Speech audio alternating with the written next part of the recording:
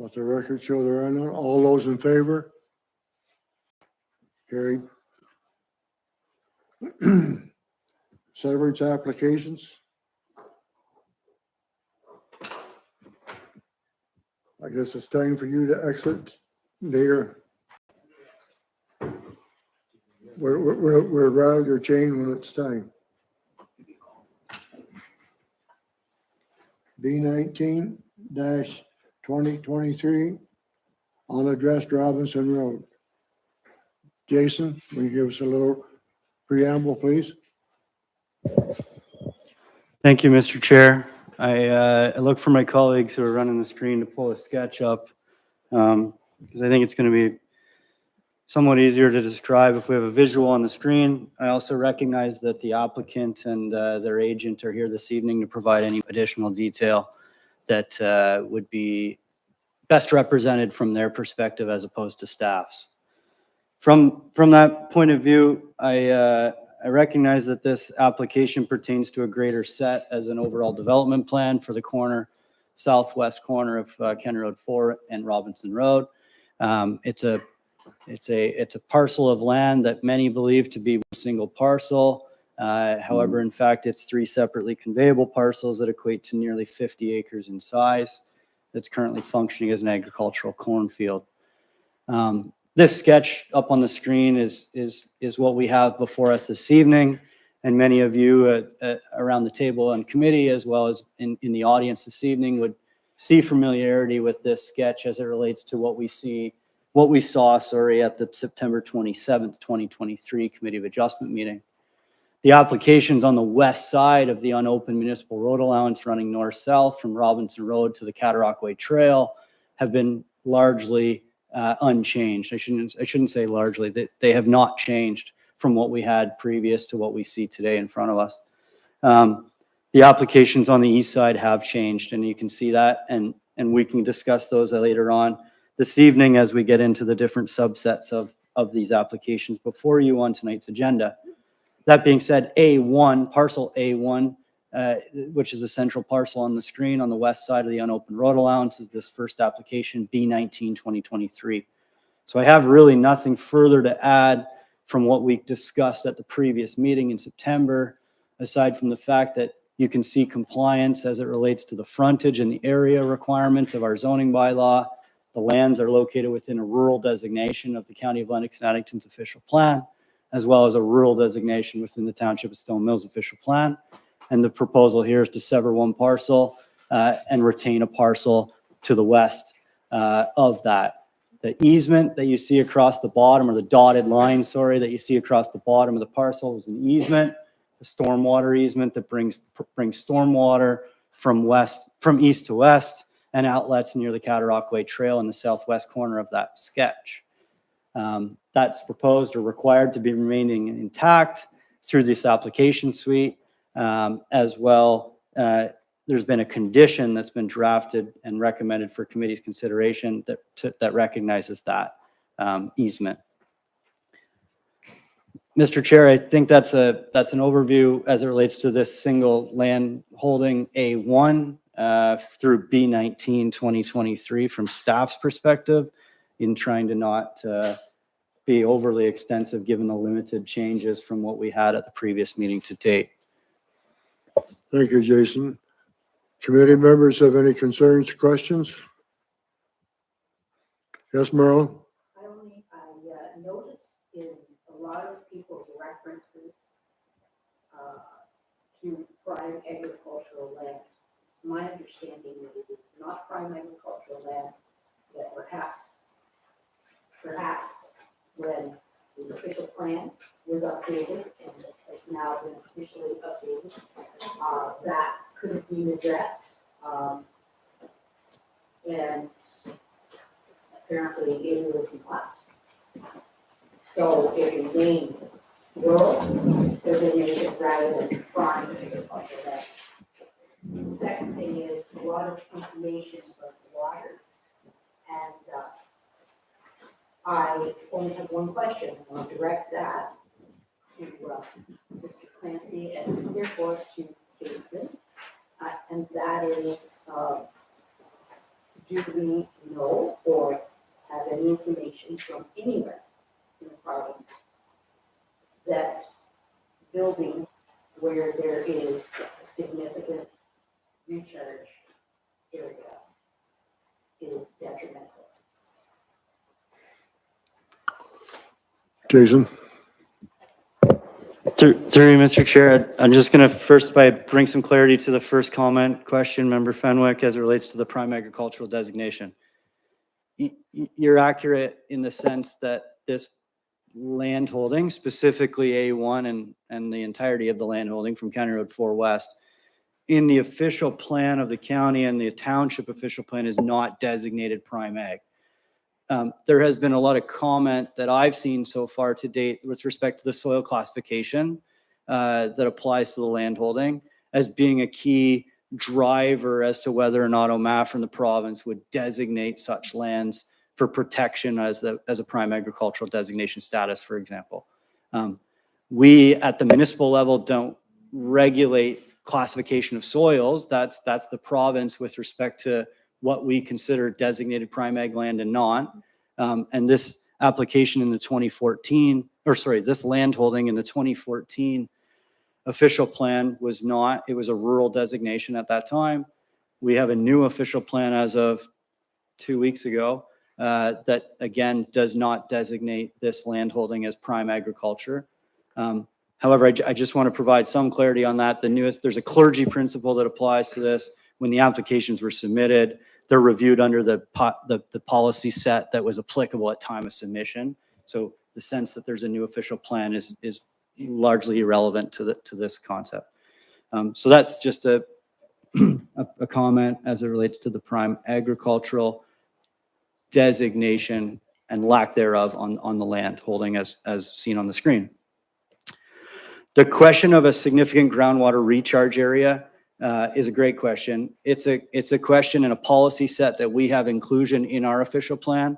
We recognize the importance of a groundwater recharge area through our policy set. It's been made reference to within this document before committee this evening. The conservation authorities provide best practices. There's been a recent communication email sent around regarding groundwater recharge through rain, like depressed area, rain garden, swales, that kind of opportunity. Different levels of protection on home heating supply, oil, propane, et cetera, on double barreled or double walled systems. So there is best practices that are applicable that we're aware of at the municipal level. But we at the municipal level don't have a prohibition, for example, on preventing development in a significant groundwater area. We have policies that state, in short, and I'm not quoting them verbatim, is technical studies that demonstrate that the development is considered appropriate if it is in a location of a significant groundwater area. And this application, being in that location, has been required to complete a hydrogeological assessment. I shouldn't say it's been required, that's a recommendation of staff before committee this evening, that be applied on this application specifically. Thank you. Does that satisfy you, Merrill? Okay. Questions from the audience? Yes, sir. Come and join us at the table. State your name, please. Wayne Goodyear? Yes, sir.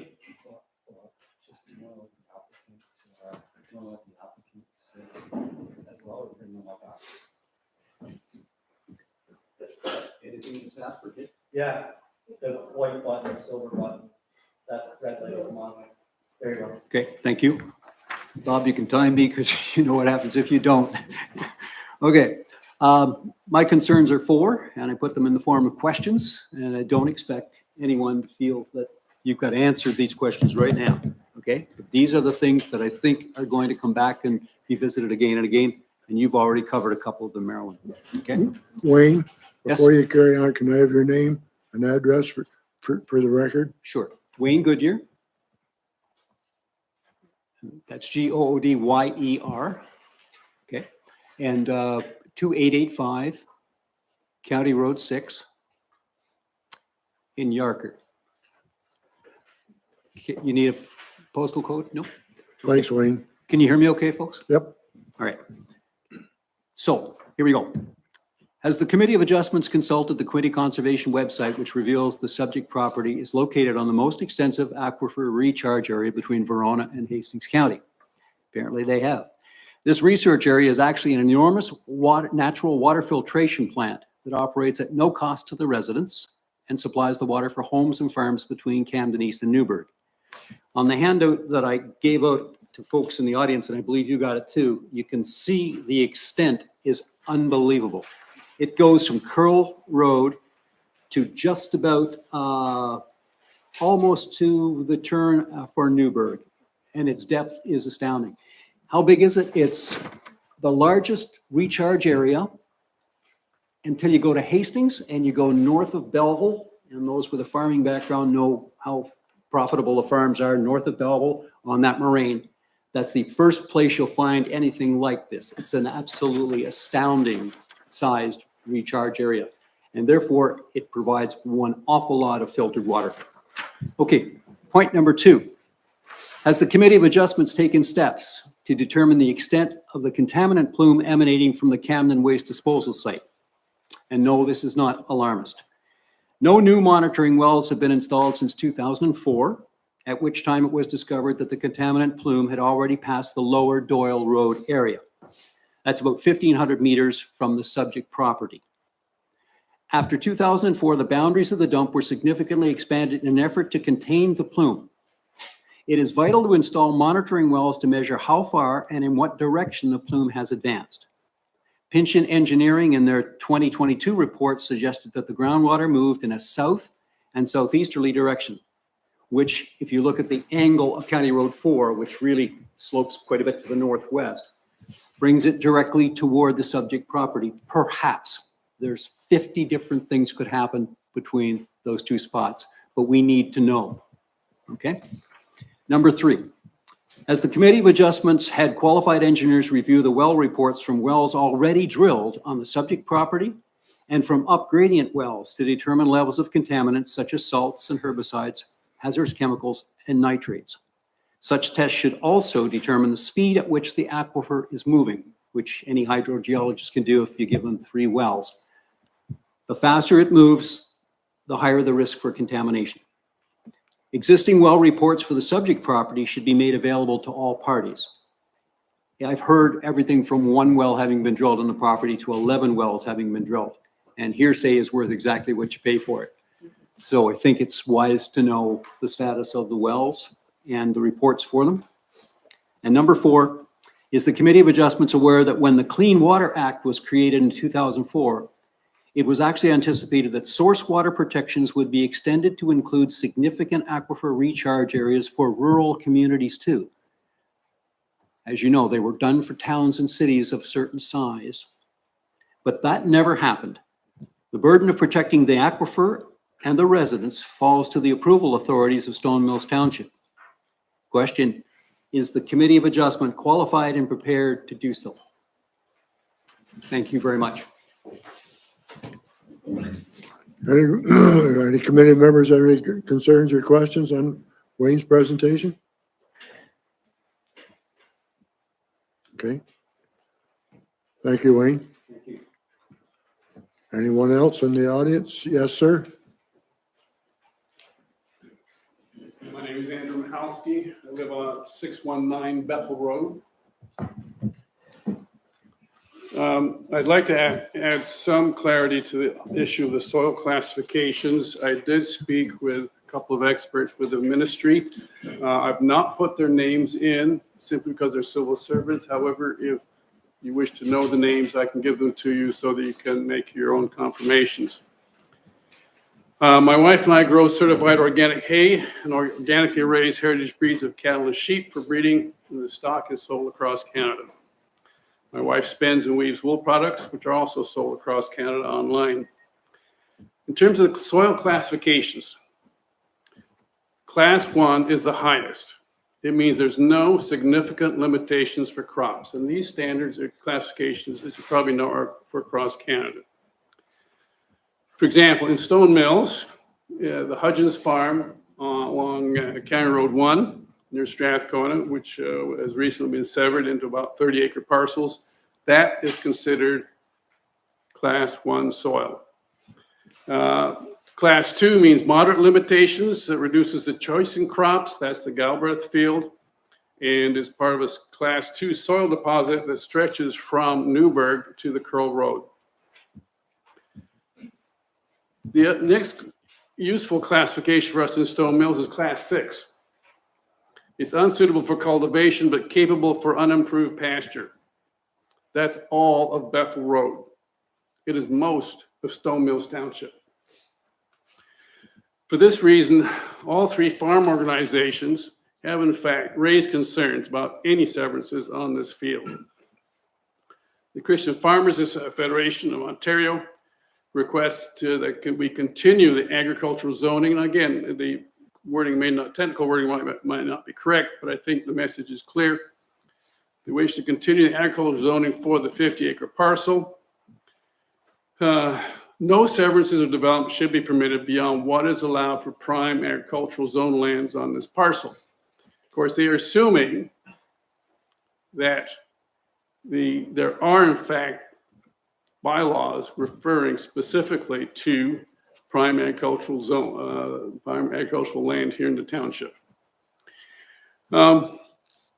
This letter, like the next two, again, I'll just give the extracts. We're all written with input from the local representatives. But interestingly enough, when I was talking to them, all of this was drafted, in fact, by the head office. So we're talking about the policy of each organization here. Food producing lands are a finite resource. Ontario's productive farmland is the foundation of the significant economic contributions of our overall agri-food sector, which is important to a strong Ontario economy. Farmland and adjoining natural features together ensure environmental benefits and corridors for wildlife and water throughout the landscape. Productive farmland is vital to our food security here in Ontario and globally. All these benefits are lost when farmland is permanently removed from production. The Lennox and Addington Federation of Agriculture. There's only one Ontario landscape, full range of urban, rural, agricultural. The protection of Ontario's prime agricultural areas for their long-term agricultural use must be a key objective for Lennox and Addington, and obviously by extension, Stone Mills. As Ontario's agricultural lands are a finite and shrinking resource, we must seriously consider how we will feed our increasing population. We cannot sustain continuing losses of agricultural land while maintaining our ability to produce food, fiber, fuel, flowers, and nursery stock from this limited and declining agricultural land base. Further, we wish to highlight our perspective that in prime agricultural areas, the only permitted uses should be agricultural uses. Agricultural-related uses, on-farm diversified uses compatible with the surrounding agricultural operations, home-based businesses. Agricultural uses include, but are not limited to, general farming, livestock, poultry operations, and so on. Once again, they go over the same as the other two submissions, that letters that were sent.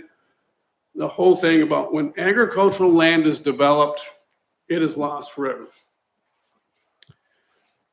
Finally, we have the National Farmers Union. The 50 acres off Robinson Road being considered for development has been farmed for decades. Much of this acreage is valuable and irreplaceable agricultural land with Class 2 soils. It is prime agricultural land. Given that much of the county is limestone and granite with poor soil, this arable land is a precious commodity. We believe it would be short-sighted to develop this land. Once it is severed and executive homes are erected, this farmland will be lost forever. A development on this property also raises concern for farm operations on adjacent lands. We have heard from several farmers in the area who believe this development will negatively impact their operations, from upsetting their water supply to preventing farm improvements that will benefit the local economy. Development on this property is counter to the Township of Stone Mills' commitment to protect its farmland and natural heritage. under its township and county official plan. Stone Mills is deservedly known for its rural beauty and natural heritage. And while we understand that the township is under significant development pressures, as it is increasingly becoming a bedroom community for the largest cities in the region, we believe it would be short-sighted to approve any severance request.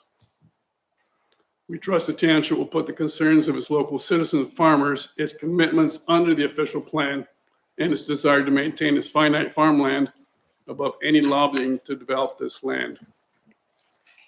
Finally, I would like to end with a quote from Wayne Caldwell, who is a retired professor of rural planning. He's currently a member of the Ontario Ministry of Municipal Affairs Greenbelt Council. An interesting enough long article here in the Rural Voice magazine in December. It simply says, when planning is done well, it puts a priority on agriculture. Thank you.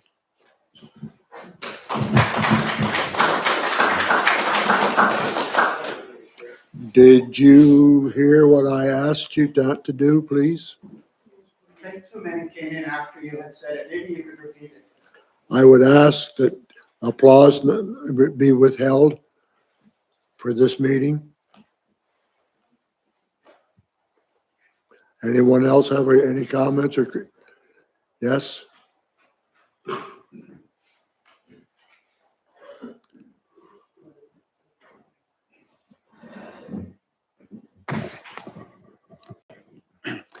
Jacob Ellens, 2791 County Road 1 in Camden East. I have, in a moment, I'll introduce a neighbor, Bill Nasu. We've done up a presentation. If I may, I'd like to raise again, as a matter of introduction, a concern really about the issue of, are we really dealing here with prime agricultural land? Of course, Ms. Fenwick asked about that. We've just had a report. We've heard from Mr. Sands. We've heard from Andrew Mahosky. This is terribly important, and I think actually one of the concerns I want to raise as an introduction is that it's possible to actually get very technical about this, in which we're actually missing the point, and that is that I think that if you talk to farmers in this area, they're not going to have a lot of question whether that particular 50 acres is prime agricultural land. In fact, I had a phone call this week from a local farmer who told me something I didn't know, and that was that Mr. Galbraith years and years ago actually tiled that field. Is that farmer here in Nugent Road? Okay. Well, then I'll leave that for now. I wasn't sure whether he's here, but that's important. But I think the issue here is that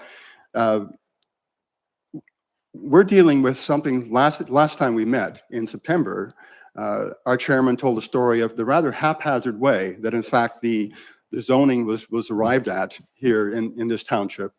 And so what we're dealing with is that it's a real lack of clarity about how these designations of rural and so on actually came about. So I just want to caution the committee, if I may, that things that you're doing, it's just very important that you don't lose the confidence of all the farmers in this township. Because I think that one of the things that I've been seeing in the people that I've been talking to, there's a lot of lack of confidence in our council, really in our municipal government. We're seeing that all across North America, and I'm sure that's not what you want to see happen. But I think it's utterly essential that you be in touch with the farmers, have a sense of what it is that they know about this land, which is certainly more than I would say. In any case, that's my introduction. So I think it's a difficult issue. Now so if I may, then I'd like to introduce my friend and neighbor, Mr. Bill Nasu.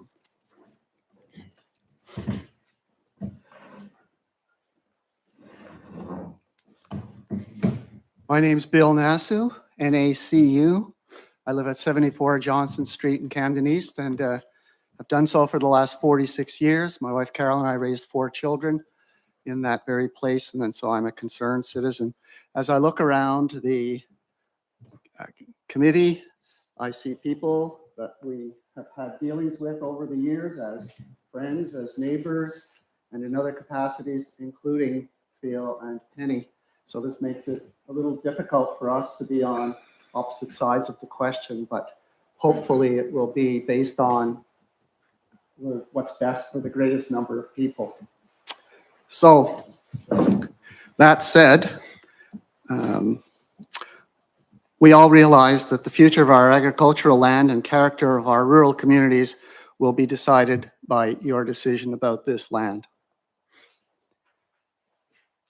I'll focus especially on the issues of protecting our farmland, but I want to make a critical comment about the way Mr. Nyberg is asking you to carve up the rich farmland he bought from Gordon Galbraith.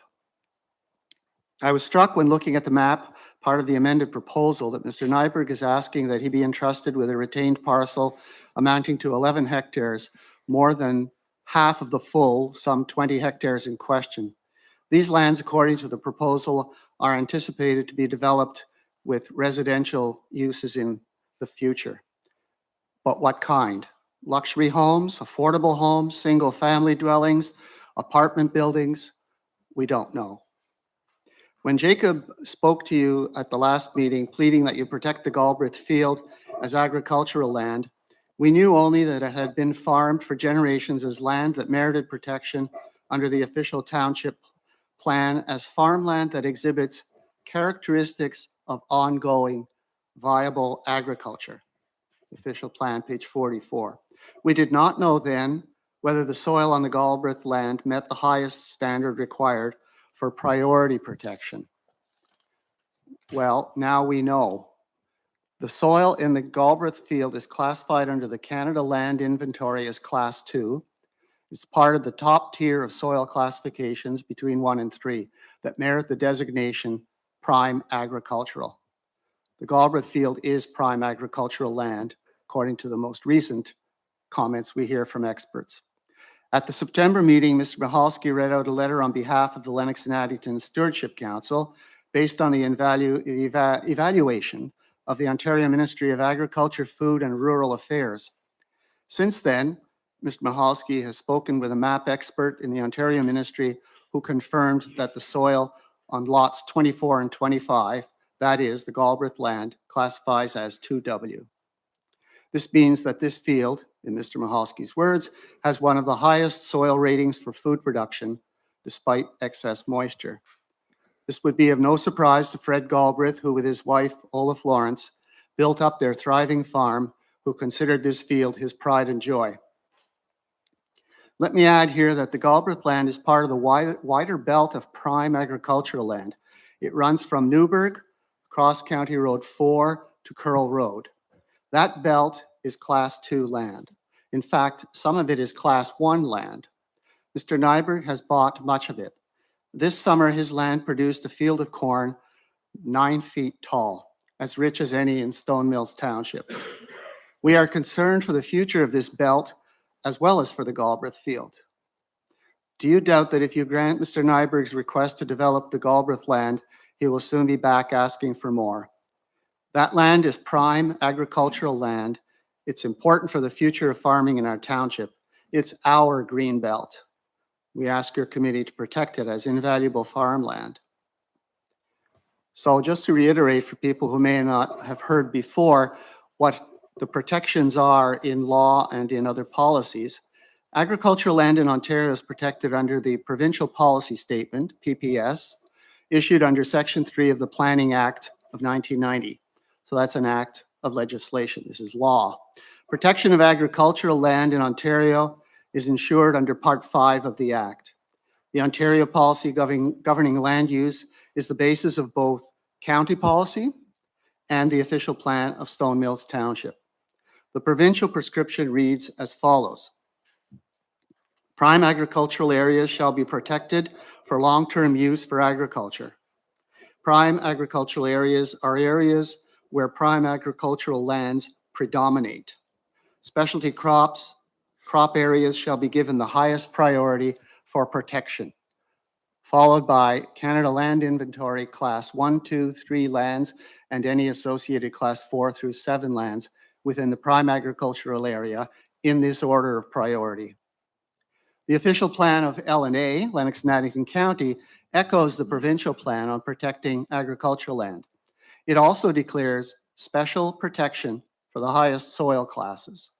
The county plan insists on the protection of the county's prime agricultural area from fragmentation, development, and land uses unrelated to agriculture. It goes even further, declaring that in our county, quote, we promote and protect all types, sizes, and intensities of agricultural uses. The official plan of Stone Mills Township uses the exact wording of the provincial policy defining agricultural land as that defined by specialty crops and the 7-part hierarchy of Canada Land Inventory classes 1, 2, 3, down through 7 in order of priority of protection. In its own words, the township plan declares, it is the intent of this plan to preserve prime agricultural land in order to ensure its availability on a long-term basis by protecting it from incompatible uses. Do we really need to argue that building houses on prime agricultural land is an incompatible use? At the last meeting of the committee, Jason Sands indicated that council would take its primary direction on how to balance protection of agricultural land and development of housing from the province. His surprising comment caused some concern for those of us who count on our municipal government to ensure that the written commitments of our township plan and our county plan to protect agricultural land are adhered to. In this past spring and summer of 2023, the Ontario government acted in haste trying to meet the very real need for housing across the country. The Premier announced he wished to build an additional 1.5 million houses.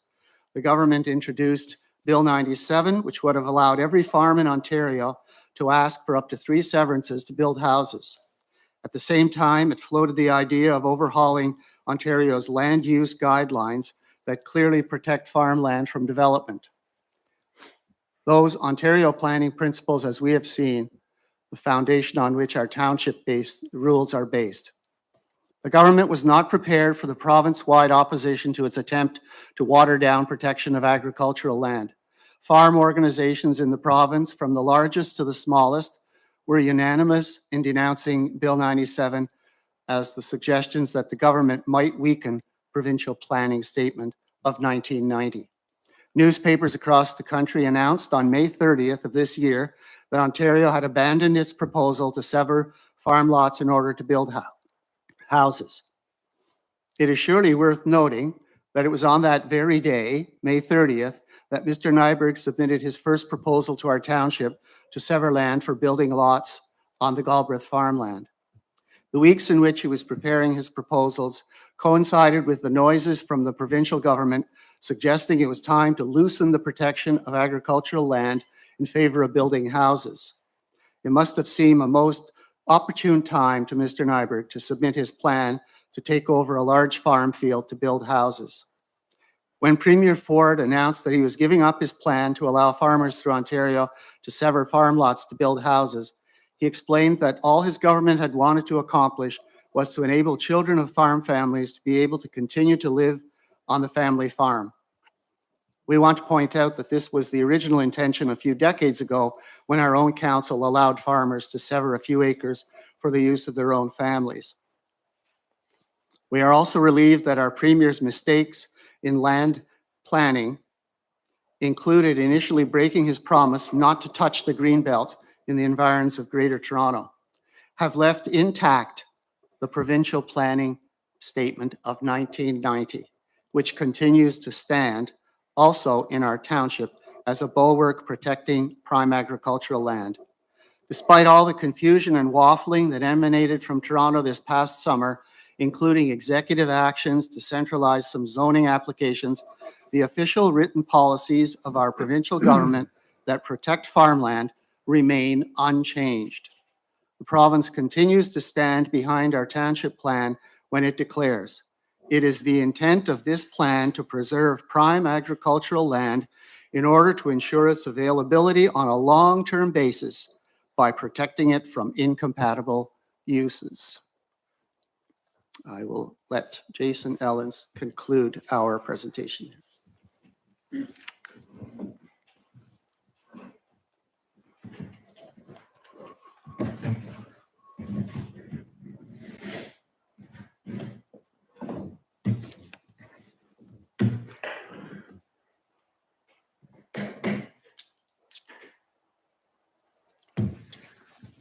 Thank you. Let me begin with this question. Why are we asking that you reject the Nyberg proposal to develop the Galbraith land? I want to begin by pointing out that we who are here this afternoon, or many of us who were here opposing this, have not come to ask you to do us a favor. We don't want even as much as a penny, if that still were legal currency. But Mr. Nyberg is here to ask for a very big favor that is worth a pretty penny, several millions of dollars, actually. We have three main objectives in coming before you. First is to make clear that we are not opposed to building houses in our township. In fact, we recognized in our original challenge in July to Mr. Nyberg's application to build on the Galbraith land that there's a housing crisis in our country. And we agreed that our township ought to do its part in building houses. We recommended then, and still do, that council strike a task force or committee to designate marginal lands suitable for housing. And I should say here that we'd be very happy for Mr. Nyberg to bring proposal to council to build on marginal land. Second, it's a recommendation which I've earlier submitted to Reeve Wise that the township freeze all development in class 1, 2, and 3 farmland for 1 year, while a committee appointed by and directly responsible to council would define quote unquote prime farmland for township purposes, spend a year assessing the farmland in the township, and make recommendations to council to amend the official township plan to ensure that our bylaws and practices conform to the written guarantees in our township plan that protect prime agricultural land. It's actually very clear that there are all sorts of problems in our township and discrepancies between the promises of protecting farmland and various bylaws and practices that have happened and just causing a lot of trouble for our township. As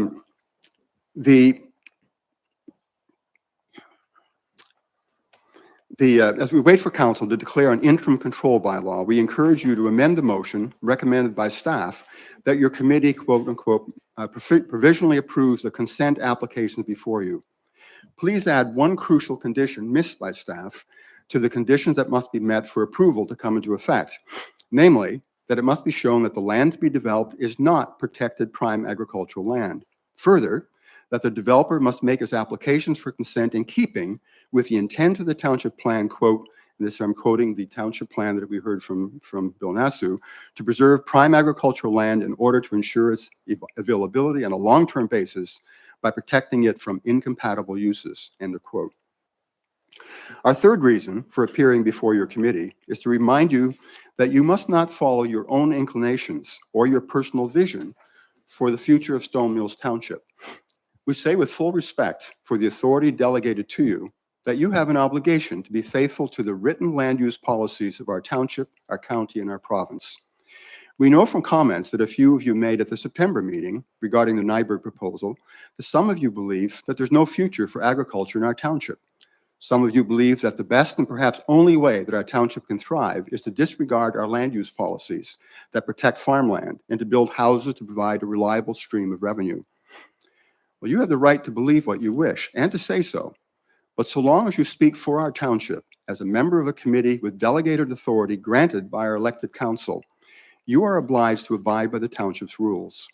If you believe times have changed and we should stop protecting prime agricultural land from development, you're free to run for council in the next municipal election and to call for the development of a new township plan that ends the protection of farmland. Believe me, we would fight that tooth and nail, but we would respect you for being upfront about your plans. But please don't act as if the language in our township plan, which mandates that prime agricultural land is to be protected as farmland in perpetuity, are merely vague and pious general sentiments. They are not. They are clear principles that direct us how we must use the land and protect it for future generations. Here, I'm a retired historian, so let me give a little bit of historical context. We're part of an old and venerable Anglo-Canadian framework of law that sets us apart from authoritarian and totalitarian states. Our rule of law and limits to the authority of government stretch back at least to the year 1215, when King John of England granted the Magna Carta, agreeing that his authority to rule was limited by agreements he had made with the great nobles in England. That framework of laws, limiting the power of the executive, the king, has been developing for the past 808 years, to be exact, actually, and was gifted to us by the United Empire Loyalists who settled just south of this land in 1784. As a result, In Canada today, our constitutional monarch signs into law legislation he may not personally agree with. Our Parliament and Prime Minister are expected to submit to our Constitution. Our municipal government and township officials, similarly, are bound to make decisions regarding land use that are consistent with our official plan. What all this means for the decisions you make tonight about Mr. Nyberg's proposal is that if you grant his request, you will be disregarding township guarantees afforded to protect farmland. If you ignore the township commitment to protect farmland, essentially, you'll be choosing to carry out your own wishes instead. This will weaken our social fabric. That's kind of abstract. Let me make it very concrete. An example of how this hurts farmers. Many farm families today are engaged in succession planning. The uncertainty whether council will actually stand behind the written commitments of our township plan to protect farmland removes essential guarantees that are needed to plan.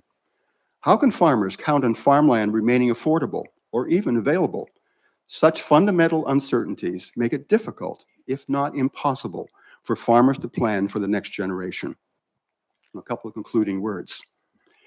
Should you decide to agree to Mr. Nyberg's request to disregard our township's protection of farmland, this is not the so-called thin edge of the wedge toward ending protection of farmland in our township.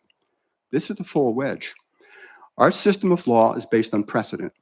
If you allow Mr. Nyberg to take some of the best farmland in our township to build houses, when the next developer comes, say in a year from now, to ask that he be allowed to take 30 acres of valuable farmland to build houses, your committee won't need to deliberate. There'll be only one thing left to say. Go ahead, help yourself. We're open for development. It's a bad joke in Stone Mills Township, isn't it? Most of our almost 8,000 residents aren't even aware that you are considering allowing a large field of prime land to be developed for housing. Nor did anyone tell them that an unelected 5-person committee might be on the verge of throwing out our township land use policy. Earlier this summer, when I talked with a good number of people to alert them to what was being contemplated for the Galbraith's land, one lifelong resident who gladly signed on to the letter of appeal that I sent to Mr. Sands in July replied to me that although he supported my attempt to stop this desecration of our best farmland, he had no confidence that our council would pay any attention to our protest. I shall not soon forget his cynical words about our municipal government, and these are his words, not mine. They're just going to do what they want to do.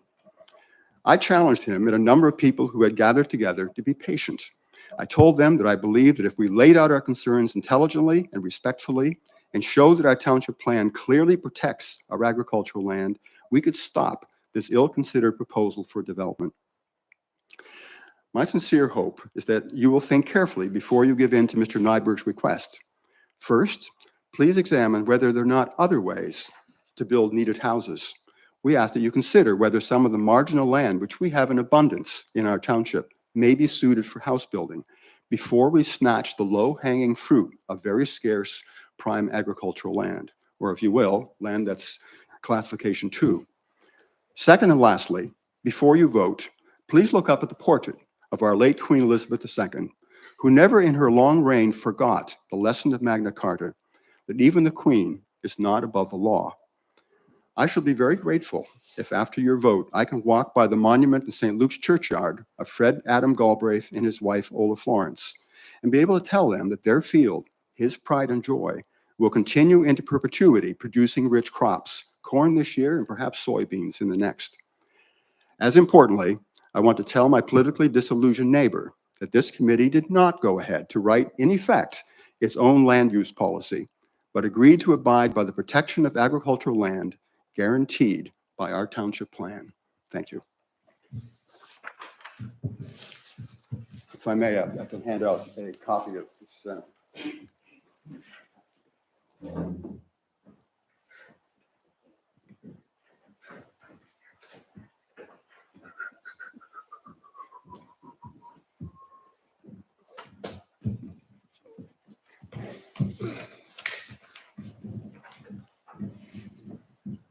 Okay, we've heard from different ones in the audience. Yes? Back at the back, raise your hand up. Would you come up and join us, please, and state your name and your address? Edward Embry, R number 1 Newburgh, 30 Embry Road.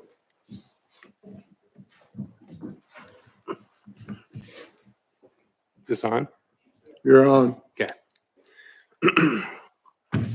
So I'm here tonight because of the comment was made and brought me out that there's no future in farming in Stone Mills Township. And that's what you say. I would have to say that's a hard load of crap. I'm here to tell you why every inch of good dirt is important in Stone Mills Township for our future farming needs. And that this housing development must be stopped dead if we want to continue to have prosperous farming food network in Stone Mills Township. Consider these 5 thoughts. Number 1, you have 3 local markets that never existed 10 years ago. The Yarker, Newburgh, and now Beaver Lake. Each of these bring food from our local community and allow local farms to thrive. Each of these markets, vendors, will need more future inputs to continue to supply that local food need in the future. This farmland is a very important element of these markets for future process. 2, that you have one of the largest egg culture roads in Ontario in Newburgh. Both farms have an egg culture output that is staggering. Both farms will have future growth and need future grain inputs that need to be supplied right here in Stone Mills. Our family farm uses 6,500 tons of grain per year to feed its livestock. We need 3,200 acres to supply that grain input need. Plus, we need 550 acres of hay acreage for our needs. There is not 3,750 acres in our present area. Therefore, every acre counts close to home. We like to gather our needs for our livestock as close to home as we can. Less trucking, less handling, less costs, and it keeps jobs and economy going right here in Stone Mills. The grain from the parcel land being proposed for development came to our grain elevator in Newburgh to help feed our livestock. The parcel would produce 200 tons of corn yearly. 3, the statement that there is no future for farming in Stone Mills could not be more false. Though we have seen a decrease in milk and beef farms, we have seen a very sharp increase in crop farming over the past years in Stone Mills. The world needs for grain as both food and fuel and other processes have risen sharply. Stone Mills grain output is now a very large portion of our local farms' prosperity here. Taking acres to build homes on here just doesn't make sense for us farmers. 4, consider the second farm in Newburgh. My estimate is that they would use 35,000 tons of grain per year. Consider the acreage needed to grow that. With rising costs of fuel, the future could be that it would be more economical to have this grain grown closer to home. Again, we need all the good dirt right here in Stone Mills for our farm's future than to build homes over it. 5, each time some development like this happens, it increases the value of farmland locally. Farmers are very upset that when they need local farmland to expand their needs, they're outbid by developers who build homes over this land. Many of our local farmers also are unhappy to see that land that would be should be continued to be farmed have a home built in the middle of a field. Is there no common sense at Stone Mills Council or at this severance committee? Therefore, the policy by Stone Mills has been to protect farmland to protect farmland. My thoughts on this proposal. 1, has the developer done an MDS calculation? Considering that there's a very large livestock barn in the immediate area, the calculation should not be on the present livestock house, but the square footage of the barn, 6,000 square feet, which could be used for large farming business in the future. Therefore, the project must not be passed until a proper calculation has happened. 2, guidelines on permitted use in Ontario Prime's Agriculture Areas, Publication 851. have you taken into account everything in this publication for this development?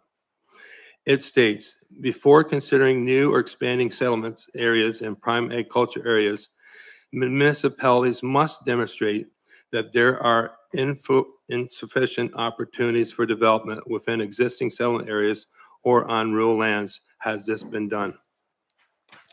3, the fact is that many of the other Ontario municipalities have put in place in their planning protection for farmland.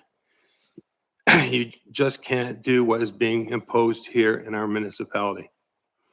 4, has Stone Mills Council and its severance committee overlooked the importance of the carbon footprint of this farmland? I would say yes. And it's another very important reason this housing development needs to be stopped. So how much carbon dioxide does an acre of Stone Mills Township corn absorb in a growing season? That is a question that is often asked, and the answer may surprise many people. The calculations show that number to be in excess of 36,000 pounds of carbon dioxide per acre. At 200 bushel per acre corn, every acre of corn absorbs 8 tons of carbon dioxide. Farmland fields keep clean, help clean up and protect the environment. Housing developments do not. The housing sector is one of the largest contributors to Ontario's greenhouse gas emissions. It contributes 23% of total greenhouse gas emissions of the province, second only to transportation. Putting homes on farmland would result in a very negative carbon footprint in our community, as you can see. I suggest the following: that Stone Mills Council implement the following policy and develop a plan which would be called the Farmland Preservation Plan. It would read, the township values its agriculture character and economy. Agriculture forms a significant component of the township's economical base and provides an important source of employment. It also facilitates people's access to locally grown food and contributes to the overall strength and the vitality of the rural community. In recognition of these and other community benefits, the policy of this plan establishes a framework to maintain and improve the continuity of the township's agriculture land base and to protect agriculture lands for long-term agriculture use. Why do we need such a plan? Ontario's prime agriculture land is an infinite non-renewable resource that compresses less than 5% of Ontario's land base. With the growing rate of farmland loss in the province, currently at the rate of 319 acres per day, it is more important than ever before that the township protects our prime agriculture areas. Ontario's farmland directly supports the ag food sector, which is the largest economical sector in the province. And this township employing more than 750,000 Ontarians along the supply chain and annually contributing over $47 billion to the province GDP3. It is also my concern about Ontario's proposed Bill 4.3.3, which would prevent the severance of 3 residential lots from parcels in prime agriculture areas. This proposes a significant threat to long-term viability of the agriculture sector. As it currently reads, this policy could apply to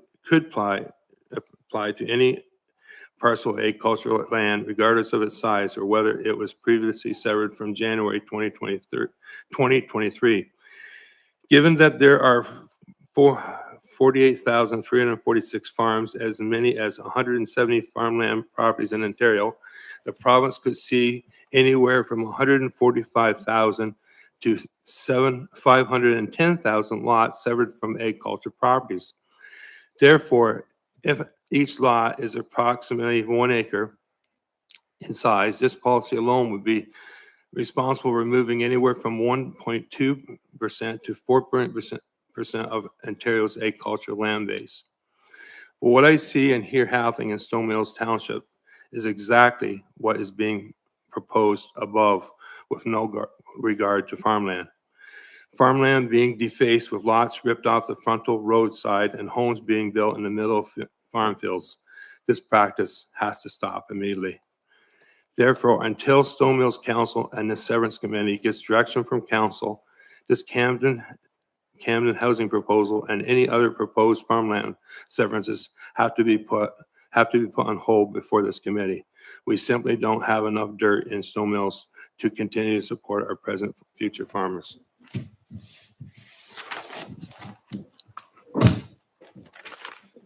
Yes, ma'am. Stephanie Brohodsky. And I'm, full disclosure, I'm not currently a resident of the Township of Stone Mills. I'd like to say that I was a long-term resident, but I've been told that unless you have 3 or 4 generations in the local graveyard, that you're not considered a long-term resident. But I have to tell you that the years living in Stone Mills, in Camden East in particular, were probably the happiest of my life. And I care greatly about this particular community. And I have lots of friends who are here tonight, and I'm hoping to be able to support them in their opposition to this proposal. Now, I'm not going to speak about the things that have already been spoken about, though I'm in total agreement with everything that has been said. What I wanted to address is a couple of other issues, which I'm taking from a letter that I hope went out. I'm sorry that I only got the letter out at the last minute today, because I had eye surgery on Friday, and things have been a little bit topsy-turvy for me. And I may even read funny, actually, because my eyes aren't tracking properly. So one thing I wanted to address was the consent policies in the township official plan. And one of them, under the section 7.5.2, which is the general consent policies of the Stone Mills official plan, Part B states, and I'm going to quote here, consents should have the effect of infilling in existing developed areas or result in the rounding out of developed areas and not of unduly extending development areas. End of quote. The Robinson Road land is clearly outside the boundaries of Camden East, and the development proposal does not attempt to consider the possible availability of land within the hamlet or between already developed lots. Therefore, in my opinion, it contradicts this policy requirement. Part C states, consents shall not be granted where the effect is to create strip development or have the effect of extending strip development and thereby hindering the development of the rear of the property. The proposal of 6 lots in a row, in addition to a retained portion of undisclosed future use along Robinson Road, is clearly a strip development. It may not have a rear property that is hindered, but that's because of the odd, elongated, seigneurial shape of the lots, which we're familiar with from Quebec when the farming lots along the St. Lawrence were continually subdivided in order to accommodate children of the farming families, and they got narrower and narrower and narrower, but they all wanted access to the river, so they were kept long. Anyway, those were seigneurial lots. And these lots have very narrow frontages on the road. The proposed lot widths of 65 feet and 60 feet are extremely narrow when one pictures the type of house that a potential buyer might want to build after paying a substantial price for 2 hectares of land. When you factor in the proposed lot lengths of 319 to 365 feet, the channel-like proportions are ridiculous. No wonder member Aberhart was opposed. My own lot in Napanee is 70 feet wide. My little 40-foot bungalow and 16-foot wide garage barely fit into this with only a few feet to spare on either side beyond the roof overhangs. Luckily, I have a right-of-way access to the rear of my property, or there would be no way to bring in gardening supplies, materials, machinery, etc., to landscape or maintain the property.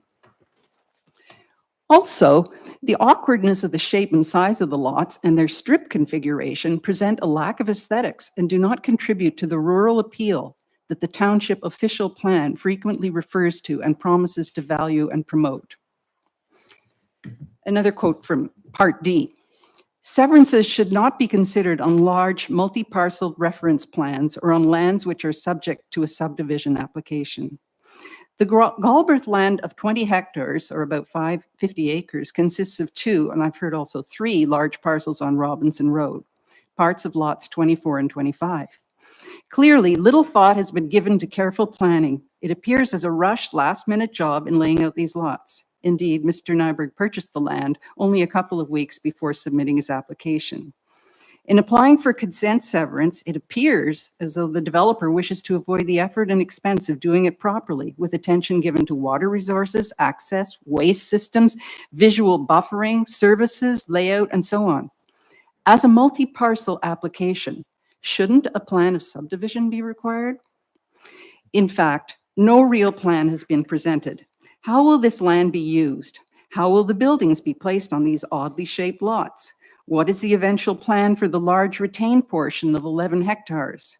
Is this application purely with the intention of a quick flip? I do not feel comfortable in entrusting the future of these lands to Mr. Nyberg's yet undisclosed plans or vision. I doubt there is any vision other than financial gain here. And it is at the expense of the loss of the very productive farmland and the rural nature of the hamlet. It is also a dangerous precedent that will lead to more of the same. It's the slippery slope. In approving this application, the committee would be making a leap of faith that in actuality forfeits control of future development. Okay, now I'm going to skip a lot of stuff that I had written because it's already been talked about. But I want to address another issue, and that is community. The hamlets in this township provide a wonderful and vibrant sense of community that is often lacking in urban or suburban communities. We have a mental health crisis in this country. We have a population which, despite boasting great connectivity through our use of social media and technology, includes significant numbers of people who feel lonely and isolated.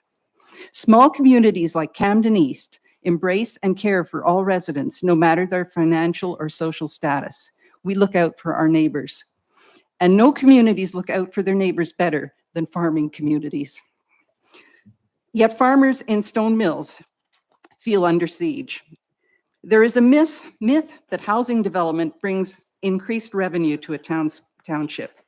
And I understand that Stone Mills struggles to sustain financial viability. I do appreciate their plight in facing mounting odds. I really do.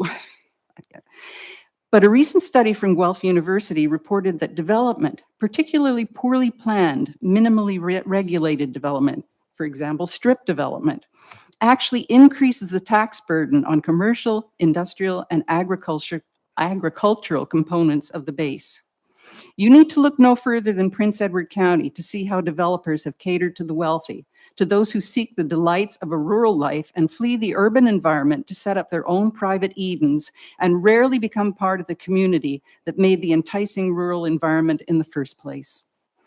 The original residents cannot afford the soaring taxes, and the local government is struggling to stay solvent in providing for the increased expectations and demands for services to the new clientele.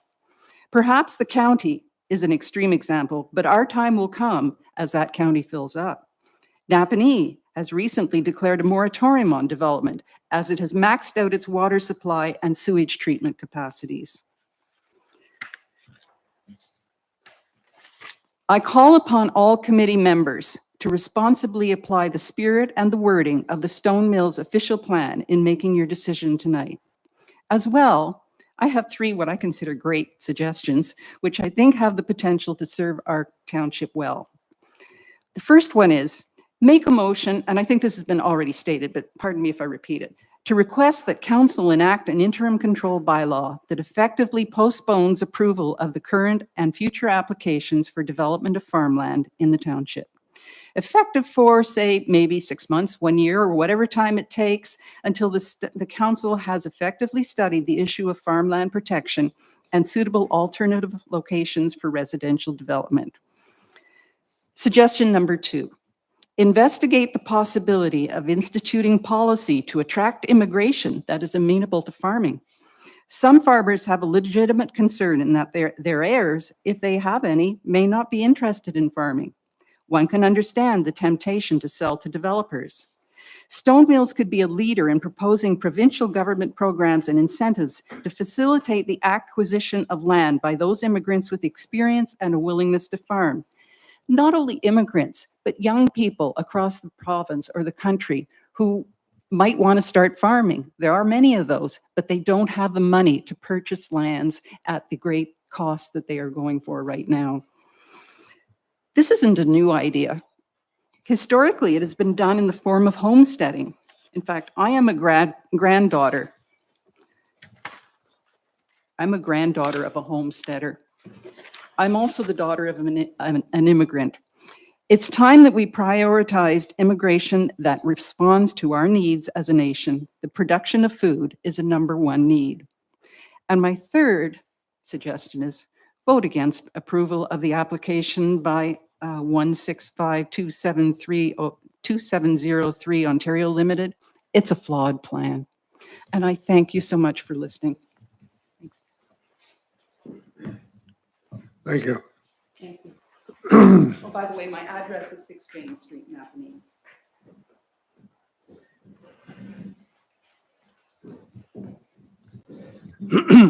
My name is Don Yeomans. I live at 1090 Nugent Road, approximately 1.5 miles from this said property. I'm a 5th-generation farmer, and every generation has made a living farming.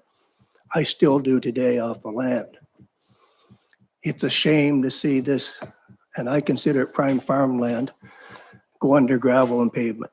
It's gone forever.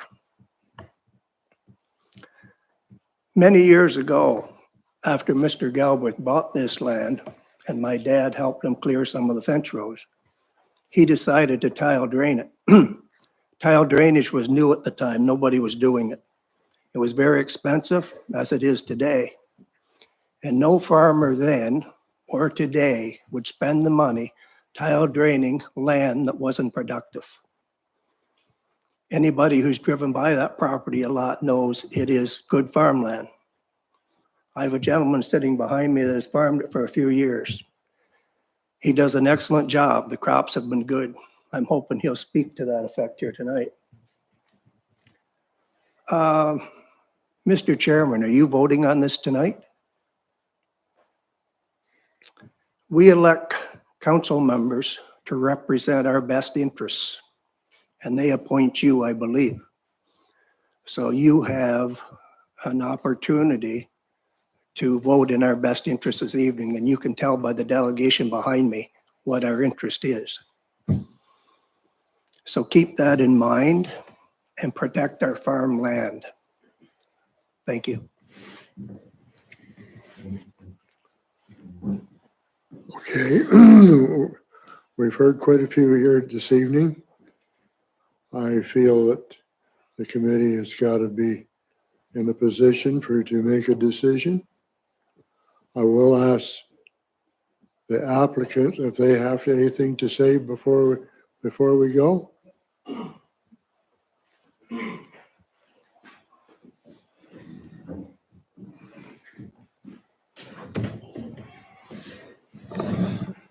Good evening. I just want to reiterate and State your name. sorry. Your name. Emil Nyberg. I'm one of the applicants together with my father at Address. 7137 Kenner Road 9, Napanee. Thank you. So I just want to reiterate, as Member Fenwick mentioned, it is designated rural land. It is not designated farmland. I understand it is farmed, but that doesn't mean that the designation is prime agricultural. I appreciate all the comments everybody's saying, and I understand their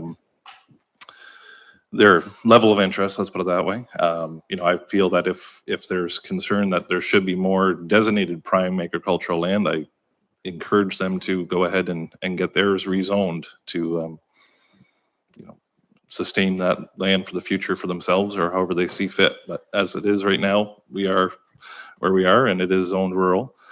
Like you mentioned, there is 3 independent parcels that I, so to speak, could sell independently from each other. But after that, I'm going to let the planner here take it away. He is more technical. Thank you. My name is Lindsay Mills. I'm a registered planner. I have been for over 30 years. And about the agricultural designation, we rely on the Minister of Ag, Food and Rural Affairs to tell us what the designation is, what the class of soil is. And whenever we do an official plan update, we ask for their comments. It's circulated to the various ministries on all types of matters. And they provide feedback as to how we designate our schedules in the OP. So as Mr. Sands, the planner, has stated, even the new official plan has it designated as rural lands. So we just have to rely on those rules that are passed down by the ministry in terms of agricultural designation. And this is designated rural, not prime ag. So. Thank you, gentlemen. Okay, committee members, I guess we've heard from both sides here now. I would entertain a motion either to approve or disallow. I need a mover and a seconder. Sorry, does the other gentleman need to come back in? No.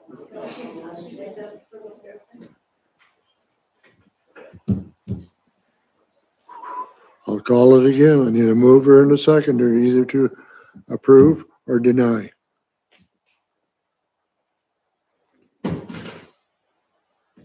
Yes, Marilyn? I'll make the motion to approve based on what is happening at today, this moment in time. Prime ag is not what this property is according to official plan. And I have to go by those guidelines. Changes can be made, and I'm guilty of not looking at what was happening in the official plan when it was being updated and was just passed a couple of weeks ago. So I have to follow what is there. When that official plan, sorry, my name is Sean Scrimshaw, 14. Hold on, you just wait your turn, okay? Okay, thank you, sir. I have a mover. I need a seconder. Seconded by Robert. As Marilyn says, the criteria set forth, we have to go by it. I would suggest that you have to talk to council first and try to change their mind, or your members of parliament in this area. You were not farther ahead, because they're the ones that can change the rules, not us. We have no choice. If we turn this down, Mr. Nyberg will take it to court, and he will win his case, and the township will pay a lot of bucks for $100,000 for legal fees. I'll let you speak. Thank you, sir. Thank you, Chairperson Nancy. My question was more. Your name and address, please. Sean Scrimshaw, 14 Bethel Road, Yarker. I'm actually down the corner opposite from the plan development.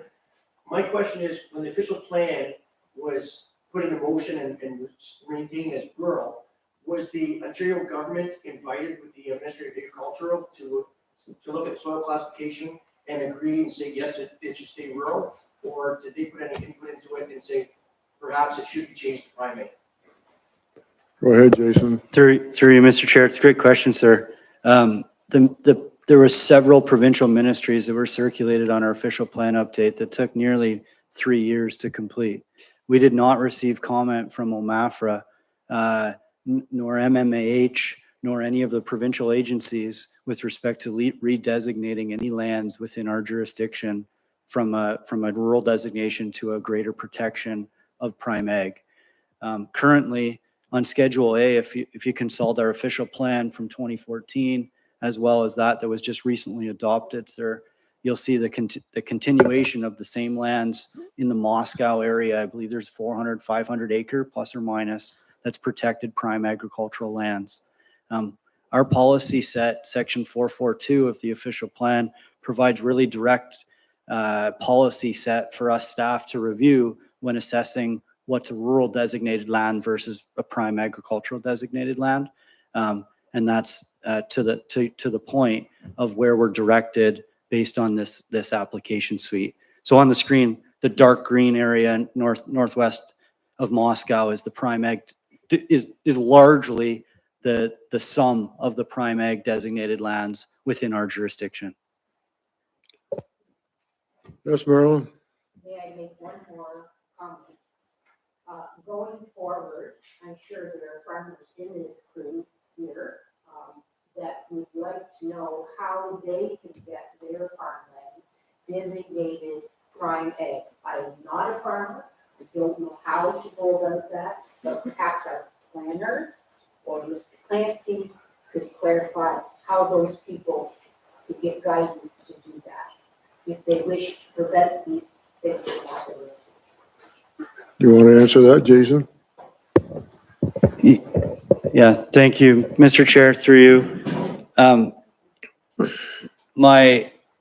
My first comment to that end is it's a consultation process with OMAFRA. It's not, to Member Fenwick's point, I'm not a soil scientist, I'm not an agrologist, I'm a land use planner that works from a policy set that we're afforded to by the respective agencies. The agencies of OMAFRA, for example, are who we lean upon in giving us this guidance. And I can most definitely work with anybody here in this municipality to assist in making those connections. That being said, the newest official plan update was just recently finalized. So it's typically a 5-year cycle in which you reconsider an official plan amendment. That being said, I see no concern with moving that an expedited time frame should there be requests and consultation exercises completed for a redesignation consideration. Yes, ma'am? Yeah, as regards to the official plan that was just adopted, you said just recently, when was that? When was it finalized?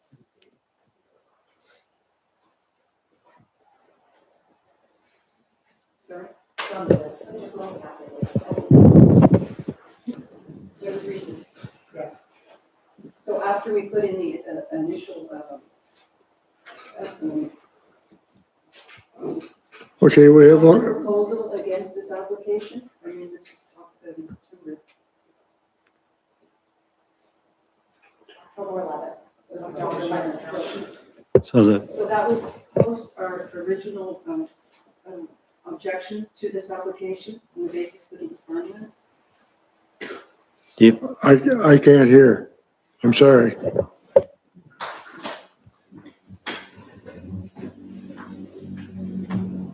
Members of this community stated an objection to the plan on the basis that it was. On now? Okay. Members of this community have stated an objection in September at the last Committee of Adjustment meeting, suggesting that this was farmland and should not be developed. And so this official plan was finalized since then. through you, Mr. Chair, if I may, my colleague is looking up the date Okay. as we speak, but Okay, yes. and on top of that, I introduced some objections here based on consent grants that had really nothing to do with farmland, but had to do with official policy. And I was stating that this application contravenes those members of those regulations of your official plan. And that's in the letter that I sent out to all members of the committee. Thank you.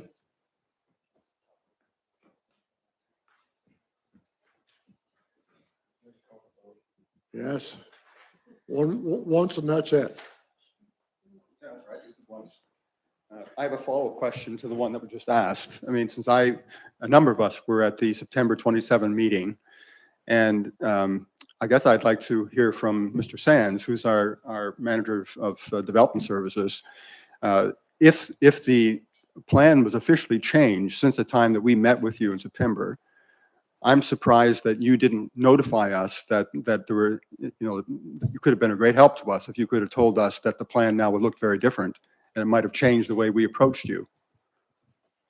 End of my question. Is that a question or a comment, sir? No, the question is, Mr. Sands, if you knew that the plan had changed, can you tell us why you did not notify any of us who appeared before this committee in September 27? So I was attempting, through you, Mr. Chair, I was attempting to provide an answer and I was interrupted. The Township of Stone Mills Council approved the official plan update approximately a year and a half, September 19th, 2022.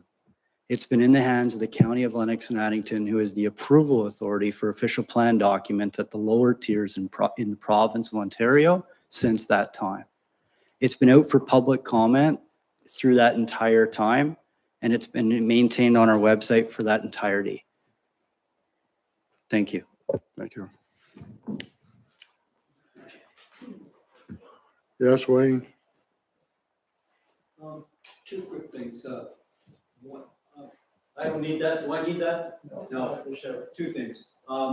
One, seems like it's disconnected, but when I looked into the dump situation, last 2022, 35% increase in volume. And that's from just the folks that are buying and building now. So peripheral issue. I go back to when Mr. Tunick was the planner, way back. Bob would remember that. And Bob admitted himself to this knee-jerk reaction that took place, and that's what it was, because you couldn't do a thing in Stone Mills Township. And then Tunick and Eric Smith and some others went around, and the next thing you know, literally, the next thing you know, Moscow's protected and nothing else is. So this problem goes a long way back with no definitive ranking of the kinds of property, the kinds of qualities. Do we see any commitment here tonight from this group of people to get that work done? I wrote several years back saying we're not ready, and I feel for the developer as well. We're not ready. We are not ready, and that puts pressure on Jason and everybody else because they've got to go by the regulations that are there. But we're not ready. We're not ready with our dump capacities. But we're not ready with a study that says where are the lands that won't give rise to problems? Where are those places that have enough soil to be safe for houses, but not so much that it's wonderful for farming? And that's got to be a committee. I don't know if you guys can take recommendations somewhere else, but somebody's got to do what was mentioned earlier tonight, and that is get this fixed. Get a handle on where in heaven's name farmers and developers could realistically know they should be putting their houses. Okay, thank you very much. Yes, Bob? I think it's up to this group here, the folks council, for any changes they want. We cannot recommend changes, they do not do changes. We follow exactly what they put down. I suggest you get after your councils and federal ministers and get this sorted out before it goes much farther. The whole situation in the township. Just brief comment. I think it's up to the town council to accommodate the recommendations from the Ontario Ministry of Agriculture in terms of how soil should be classified and how you should, and you take your lead from that. It's not up to the individual farmer to ask for a reclassification of their farm, which is how we got into this problem in the first place years ago, because it seemed to be, well, I want my land to be rural because I want to sell it, or I want my land to be prime agriculture, whatever. It's not up to the individual farmer. This is a provincial matter, and you should take your cue from that. Just a comment. Thank you. Okay, I guess it's my turn. No, I'm not taking any more comments from the audience. I was on the committee back when. We pay taxes in this township, so we got nothing to say about it. Sorry, may I ask a question? Jason, I asked for my turn, okay? may I ask a question, please? No. Let her speak, sir. Is it regarding the significant groundwater recharge area, which we did not hear very much about tonight since Mr. Digger's comments? And Jason said that you're requesting a hydrological study. The comments from last meeting say due to groundwater sensitivity in the area and resultant density of lots, the assessment will need to be completed to the township standard for a full hydrological investigation. Is that the case? Is it required that there's an investigation, or is it a request? I was also looking at other conservation authorities in the province which state that no development should happen in significant groundwater recharge zones. As I take my drinking water from that area, I would like to have an answer to that question. And I think that that's the most significant question on the table. Through you, Mr. Chair. It's a recommendation of staff that that be completed. There's been no decision rendered. It's in the notice of decision that's been recommended by staff. So we don't have a decision yet for me to confirm to you that that's a requirement of the applicant or not at this time. Okay, we have a motion by Marilyn, seconded by Bob to approve. I would ask for a recorded vote, and I would ask Randy for the poll of the committee.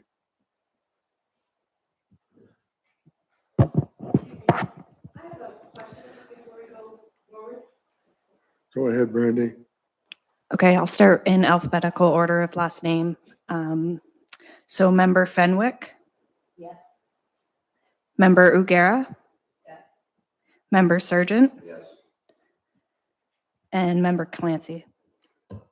Reluctantly, I have to agree, yes. Motion's passed.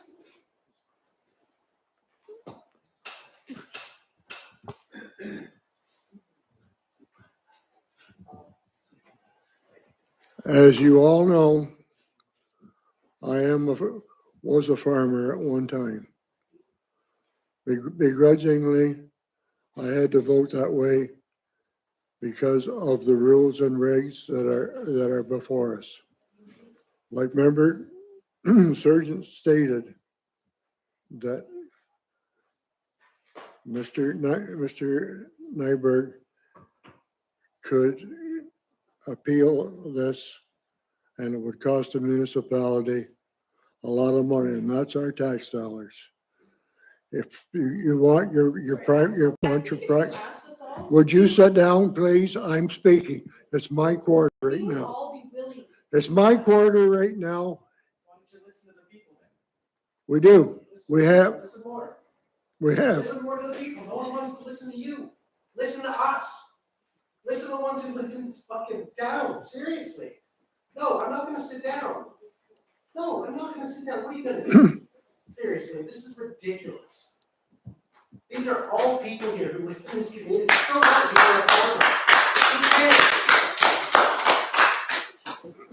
You don't care about anything else. You don't give a shit. Okay. You're an elected official. You don't care. I'm not elected. Well, then great. Then listen to the people. So what I wanted to say was, you were saying that you were a farmer, but you were the one that made all of this disappear. You and a buddy of yours went along and made all of this disappear and allowed this to happen. We had the member from the ministry was here and approved it, okay? And council approved it. On your recommendation Yes. to approve you. And how many farmers were involved in that? Everybody got notice. There was a meeting, 2 different meetings in this hall, and taxpayers and property owners came. I don't believe that any of these people would agree with you whatsoever. My wife doesn't agree with me part of the time, so it's no big deal. Excuse me, could I make a comment that you will not find objectionable? But I think that everybody here knows that I want desperately to save the farmland. I think what I want to say, though, is that I think we're at a point which most of us agree. We think that this is wrong. It's morally wrong, but it does follow, technically it follows the law. What we need to do as people who are residents of this township is that we need to go to our council. We need to make it very clear that things have to change. We need to see to it that actually that there's no discrepancy between the promises of saving farmland and the fact that there aren't bylaws that spell that out what that means. That needs to change. And it also has to happen that in the next municipal election, it has to be very, very clear that we will not elect councillors who are not totally committed to saving farmland. That's got to happen. It's a political thing. But right now, I think that we're in a situation where it is the case that this is a meeting. It has to follow rules of order. Our chairman does have the right to tell us when we can speak and when we can. So I believe as passionately as you do, but I think that we need to follow those rules and then take the political route, and we need to change this. Thank you. Thank you. Very well put. Okay, severance.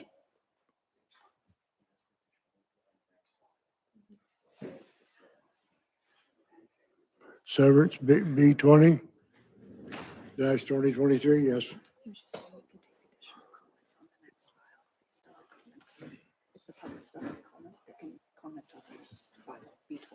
Mhm. Yeah, Jason, I will turn it over to you, B 20. May I ask one quick question? Just a minute, please. Apologies for my language, everybody, but I still stand by every single word I said. Through you, Mr. Chair. I understand we're proceeded to B 20-2023, which pertains to parcel A2 on the map in front of us on the wall. As you can see, it's very similar in shape and configuration, located on the west side of an unopened road allowance running north-south between Robinson Road and the Cataract Way Trail. Slightly larger in area, with 2.2 hectares in size, with approximately 220 feet of road frontage, 65 meters of road frontage. The easement that we discussed in the previous file still remains applicable, and this would form essentially the second parcel of the proposed severed and retained parcels on the western portion of the unopened municipal road allowance. I'm happy to answer any questions. There's a recommendation on the committee's agenda from staff and technical review agencies provided review respecting this application. Thank you. Yes, ma'am. Yeah, my question is approval. Please. Excuse me. Does your approval of, is your approval of this contingent on a hydrogeological study of the area? Is that going to be attached to as a condition of your approval? Through you, Mr. Chair, the first decision, B19-2023, had the recommendation included within. I understood it was approved with no modification or amendment to the recommendation, and that included a full hydrogeological assessment. So you're saying yes, there is that is part of it? Is that what you're saying in just layperson's language? Yes. Yes. Ready, members, have any questions or concerns on this one? Any comments from, yes, Bob? Is this how you agree for every lot? Through you, Mr. Chair, yes, notwithstanding a lot addition. One of the proposals before you this evening is for a lot addition, Member Sergeant, and a lot addition is not a new lot creation, as we know, and that's a boundary adjustment. So it's indifferent on that case. The hydro-G is quite a study. The wells that are drilled are pump tested, and if any of the neighbors feel that their wells should be monitored, it will be done for them at no charge. The drawdown, the recovery will all be recorded. Yes, sir. Now, is that for every well on each lot? Because there's multiple wells on each. Yes. So every well needs to be Yes. done. There is a lot of conditions that connected to these severances that they have to go through before approval is given. So one of the, I read the conditions, and one of them is a bulb at the end of my property that had to be redone. And I'm guessing to be redone, it needs to be enlarged in size, which would take up part of my farm field. Is that anything that the township can say about? Mm-hmm. Like, I know there's a road allowance here, they can take up the road allowance, but as far as approaching on my land to take up more area, can the township do that? That will be negotiable with the road superintendent. Jason? Through you, Mr. Chair, Mr. Jeff Thompson, our Public Works Manager, is actually here this evening, and he provided comment to this end. some of the comments that have been included or recommendations within this come directly from the Public Works Department. I don't want to speak for Jeff. I'll let him, he's here, he can speak to it. My understanding is typically we fit cul-de-sac bulbs on municipal right-of-ways. They don't necessitate extensions of municipal right-of-way widths. That being said, I'm not a public works manager, so I'll let Mr. Thompson clarify. Thanks, Jason, through you. Yeah, the bulb would stay on the municipal right-of-way, so it would not go on adjacent lands.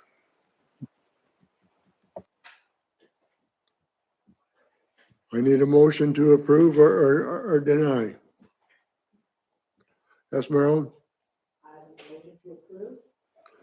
Move to approve, seconded by Aaron. Any further discussion, concerns? I will ask for a recorded vote again. Brandy, will you poll the committee, please? Member Fenwick, yay or nay? Yay. Member Ugera? Yay. Member Surgeon? Yes. Member Clancy? Yes. Motion's passed. Motion's carried unanimously. B 21-2023. Jason, please. Through you, Mr. Chair.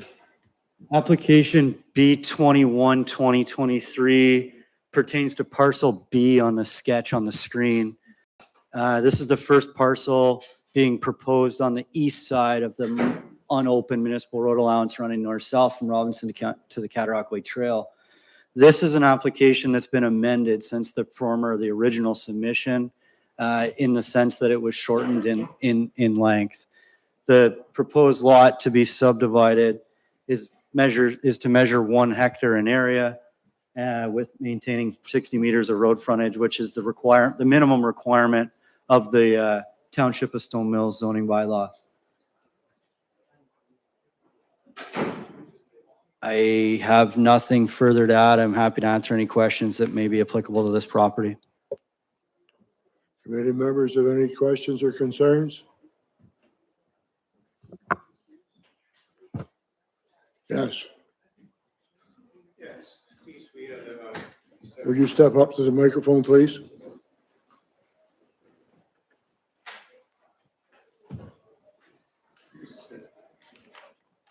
Yeah, Stephen Sweet, 57. State your name and address, please. That's what I'm doing, sir.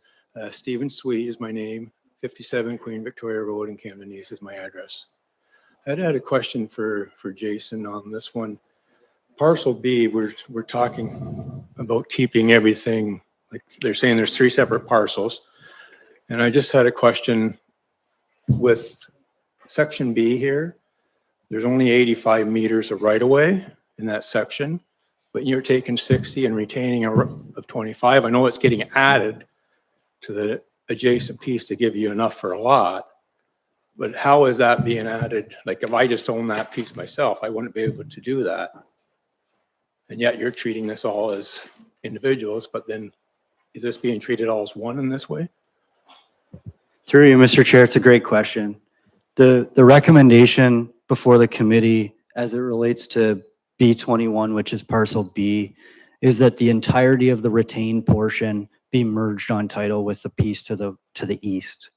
So if this application were approved and the 1 hectare that's being proposed to be severed is severed, it's not legally able to be finalized until what's retained is merged on title with the parcel to the east, thereby ensuring that it's 25, measuring 25 meters of road frontage could never become a separately conveyable parcel. So if that parcel was there on itself, you couldn't divide it that way.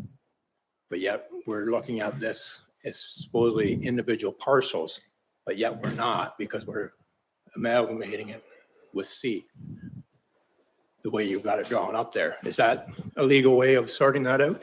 Maybe I can point at the screen, your chair, to.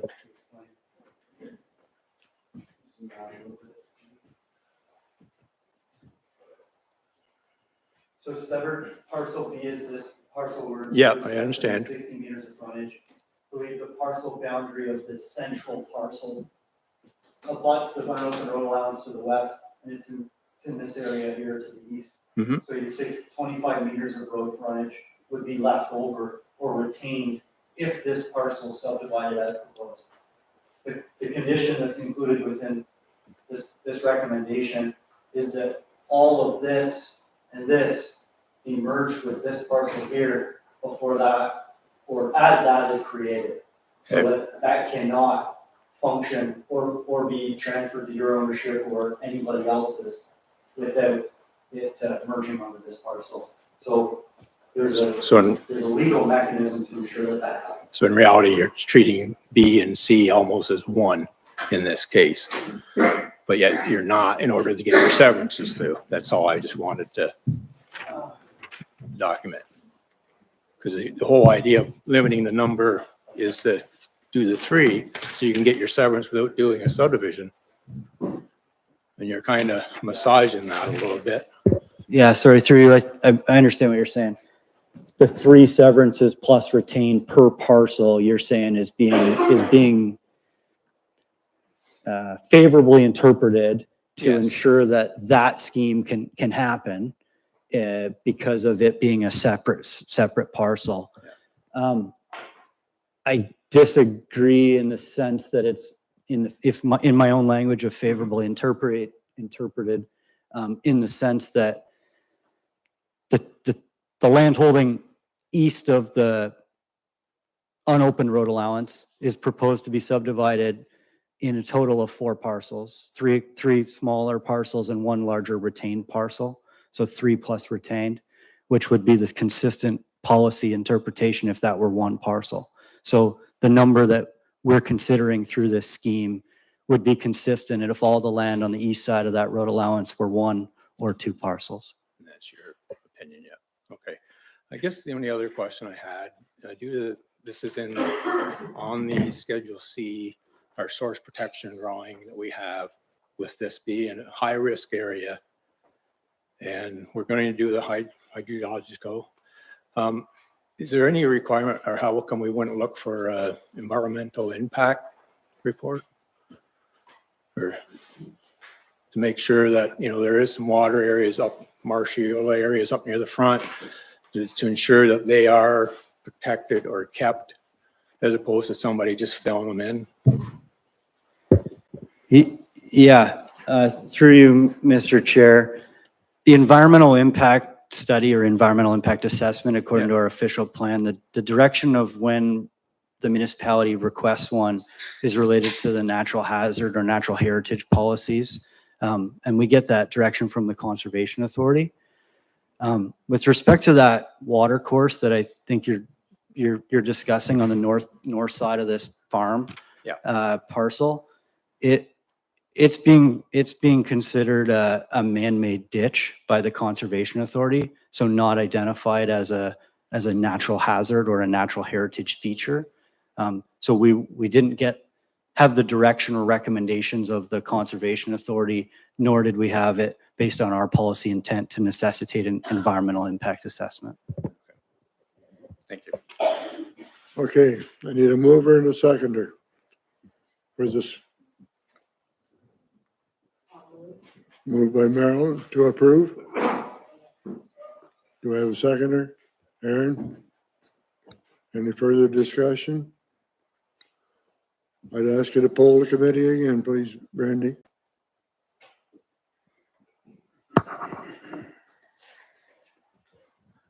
Member Fenwick. Yay. Member Ugera. Yay. Member Surgeon. Yes. Member Clancy. Yes. It's passed. Approved. B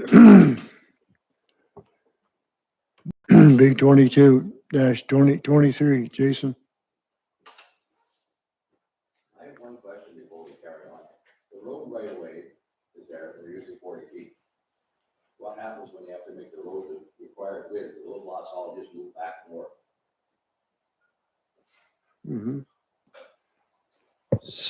Through you, Mr. Chair. So we're talking about the north-south road unopened road allowance, Member Sergeant? I don't believe, and we can double check, pull up the recommendation, that we're requesting that the owner provide a road widening on that north-south road allowance to widen it to a 66-foot road widening, road allowance? And when roads open up, is it not all not mandatory to do that? Is it not mandatory to widen to a 66? Again, you're asking really good questions of my colleague, Mr. Thompson. I know we have 40-foot road allowances in the municipality and 66, but I'll defer to Mr. Thompson. So you're talking about the maintain Robinson Road section now? The road allowance? No, it'll stay as just a road allowance. There's no requirements to open it up. Yeah. But the maintain portion, we asked for the setback on that. Yeah. Yes? Yeah, my question is the township going to be asked to maintain that road allowance? No. Not that I'm aware of. No. not- Who will maintain it? Through you, Mr. Chair, we have dozens, if not hundreds, of unmaintained municipal road allowances throughout the entirety of the municipality that are unmaintained. They're able to be utilized by members of the public, but not altered. So, You no, have no obligation then to maintain it? no, that's correct. Okay, Jason, you want to give us the preamble on 23? Pete, 22. No. 22, sorry. B22, C1. Yep. It relates to C1 on the screen. It's the easternmost parcel of this 3 separately conveyable parcel land holding. The proposed severance is for a 1 hectare, 60-meter road frontage lot, which is similar to what we just considered on parcel B. That being said, it's on a different land holding, on the largest land holding of this suite. It's 137 meters in depth, 60 meters of frontage, 1 hectare, meeting the minimum requirements of the zoning bylaw of the Township of Stone Mills.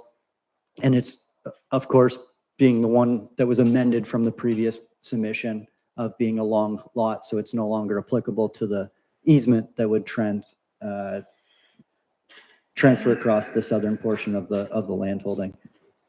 Happy to answer any questions regarding this file. Comments or concerns from the committee?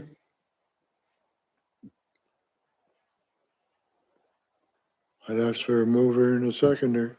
Move to approve, Bob? Yeah, move to approve. Have a seconder? Aaron, thank you. Anyone have any comments or concerns? Yes? I'm wondering when the wells that are already in existence on the property are going to be up on the Ontario well records so they can be seen. And I'm also wondering, can anybody tell us, and perhaps the developer can, how many wells have been drilled in total? All right, because this is kind of unusual. Severances normally happen before anyone drills a well. The well gets drilled then to get a building permit, can improve water. Whereas there's been, the community tells me, I'm from York, you tell me anything. They tell me that there's been lots of wells drilled. Can the developer tell us how many and where are they, and are there any that failed? Because the thing about well drillers, as I well know, is if they fail, they don't normally enter a record. You can't come up and go, oh, there's a well. Okay, it just doesn't show up, yet it is in the property. Can anybody help me on that? Emil? Yeah, I believe it's been 7 wells that we've put on. 7, yeah. The only reason why we did them prior to this is so that we have a level of comfort that we would be able to actually facilitate what we're trying to do. They all will be part of the hydrogeological assessment. So, yeah. Were they supplementary?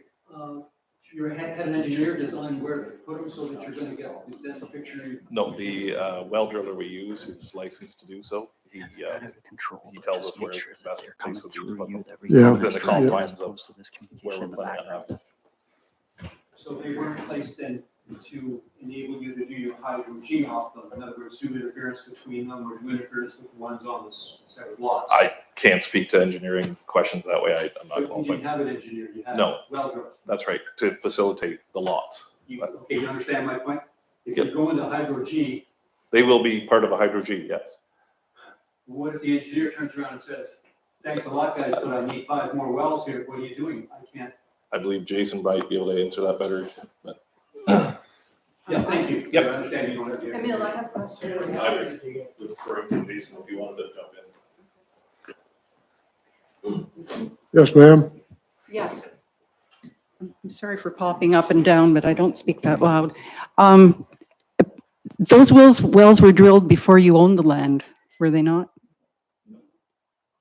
But you only bought the land in May? That was when the deal was? Closed on it in May, yes. Uh-huh. We bought it a long time ago, as one of the previous owners can attest to. But wasn't it one of the, a previous developer that had built the? But did you order the wells constructed or did somebody else? I ordered the ones that I did, yes. Okay. There were some done previously that I cannot speak to. Because walking the Cataraqui Trail, I've seen 5 along the Cataraqui Trail and 1 over on County Road 4. And I can tell by the way the corn is plowed that there are more up in the center of the field. So that accounts for more than, what did you say, 7? 7? Okay. Anyway, why are the well reports not reported yet on the well registry? I don't know what the well drilling does on that. I know it takes a long time for them to be updated, but I can't speak to. No, you have to update them within 30 days of drilling them. I don't do that. I'm not a. Who does? Shop well drilling is the one that. Excuse me, I think we've gone far enough on this subject. We have a motion. Thank you, Mr. Chair. Moved by Bob and seconded by Aaron that we approve. I'll ask for a recorded vote again. I'll ask you, Brandy, to poll the committee. Member Fenwick? Yes. Member O'Gara? Yes. Member Surgeon? Member Clancy? Yes, That's passed. approved unanimously. Thank you. B22, Jason?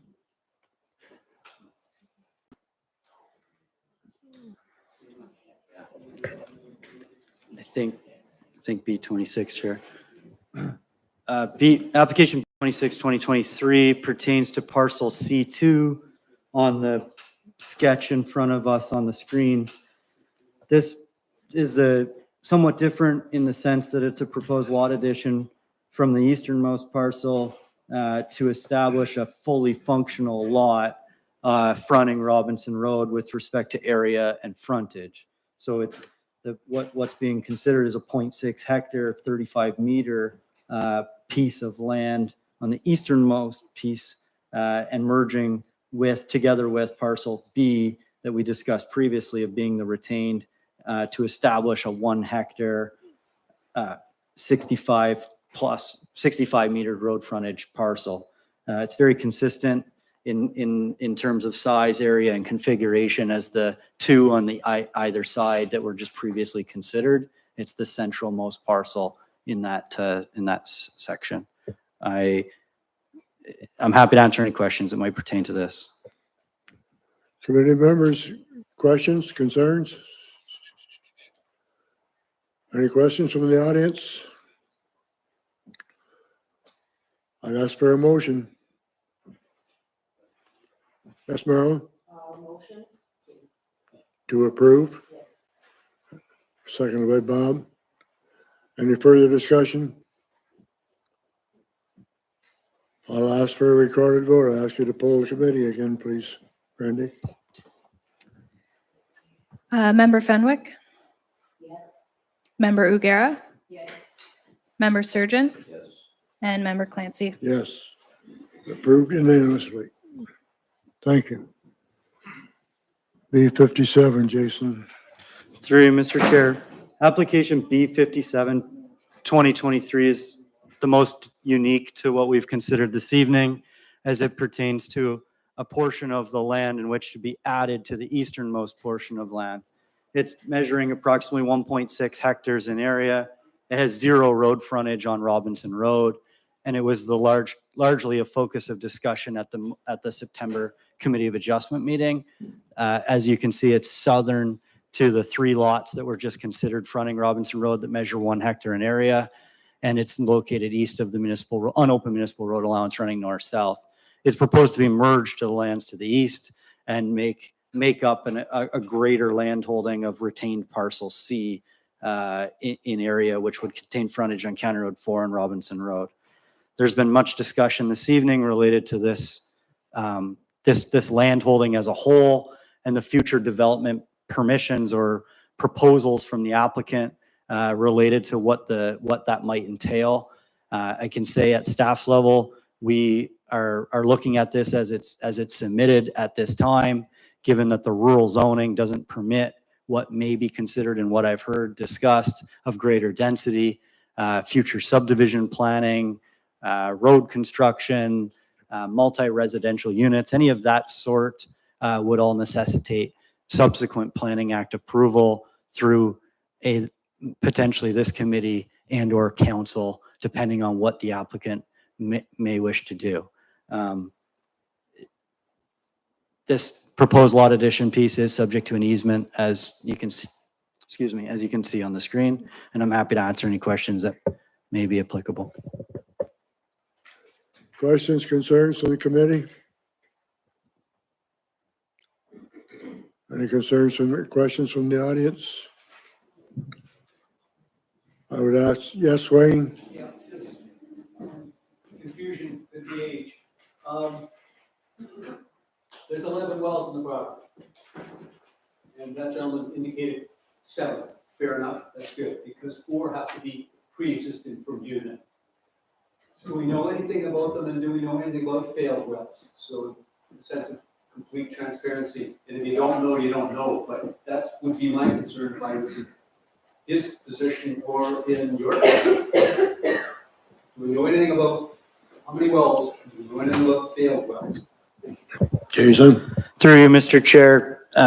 Thank you for the question, Mr. Goodyear.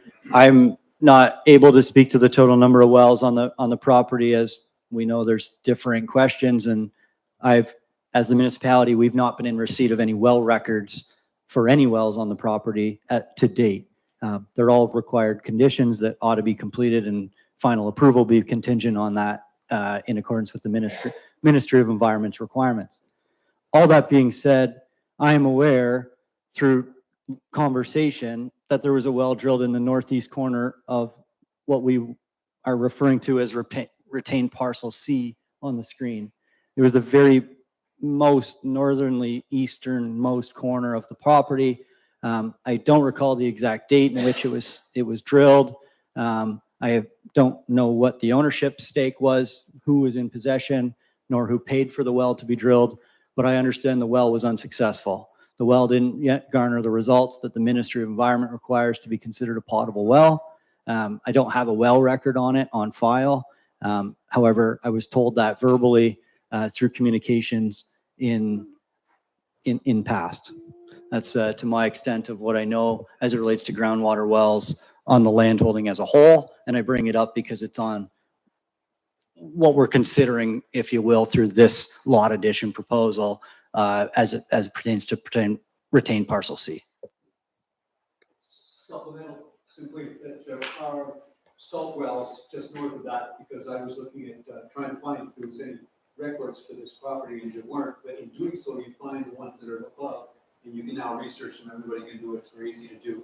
And there were 4 wells on record that are heavily salted and abandoned, not on this property. Just north of it for 2 of them, and further north again toward number 4 for 2 more. So salt is an issue at that end. May have nothing to do with this, but that should be noted. Thank you. Yes.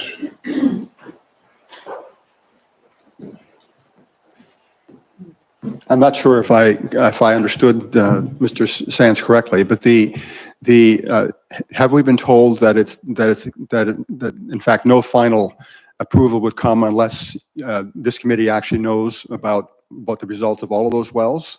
And I guess another question I have is that we know that according to the rules that anybody who has a well drilled needs to be able very within a couple of weeks, I think, telling the owner of that property what the result is. So many wells, and yet there's so little information that you are aware of. Through Mr. Chair, I can answer the first part of your question, Mr. Allens. The process in which these applications would be finalized doesn't necessitate a subsequent Committee of Adjustment approval. The decision that's been rendered to date regarding the previous files has supported the recommendation of staff in that wells need to be completed and drilled in accordance with the D55 standards of the Ministry of Environment, and a hydro-G study completed through the full assessment, which is peer reviewed by external peer reviewers on behalf of the municipality. Now, those are stipulations and requirements that are to be completed before the municipality at staff's level issue what's called a certificate of official, which is the final document providing final approval for lot creation. That's why I refer to this as being provisional approval subject to the conditions is contained within, and final approval being tied to the successful completion of those conditions and the issuance of that certificate of official. Hopefully that provides clarity. Okay. We have a mover and a seconder. Moved by Marilyn, seconded by Aaron. Thank you. Any further discussion? Brandy, I'd ask you to poll the committee again, please. Member Fenwick? Yes. Member O'Gara? Yes. Member Surgeon? Member Clancy? Yes. It's passed. Approved unanimously. Moving on. B56, Denridge Road.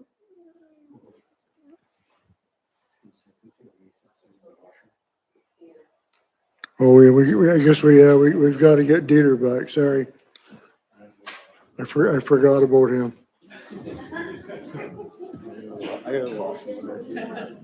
We'll take a 5-minute break.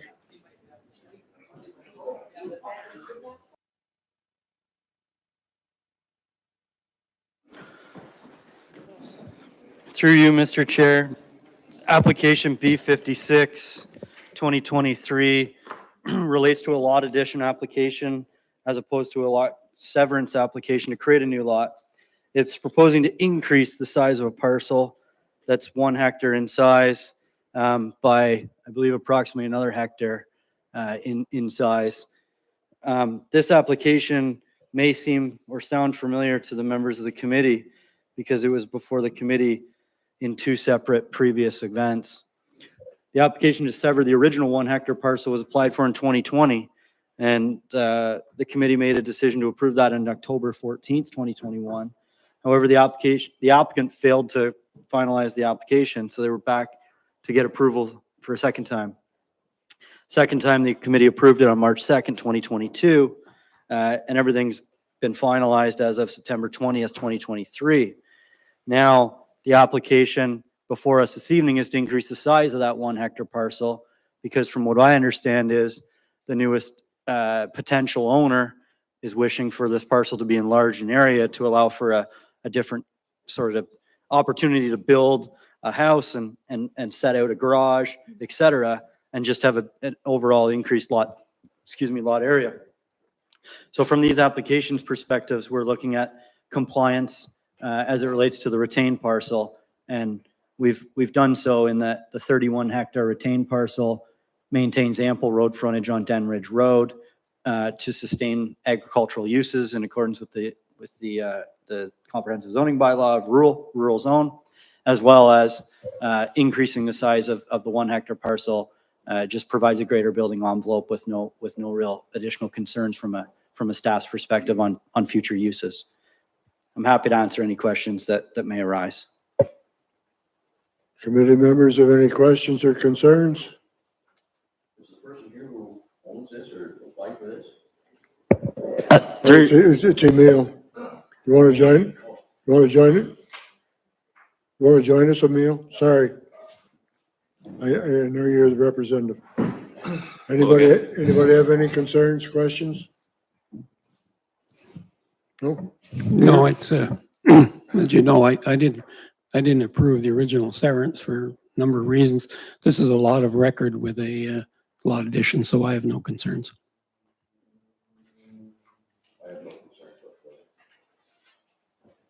Yes, Aaron? I would just make a motion to approve as written. Moved by Aaron to approve, seconded by Bob. Any further discussion, concerns? All those in favor? Carried.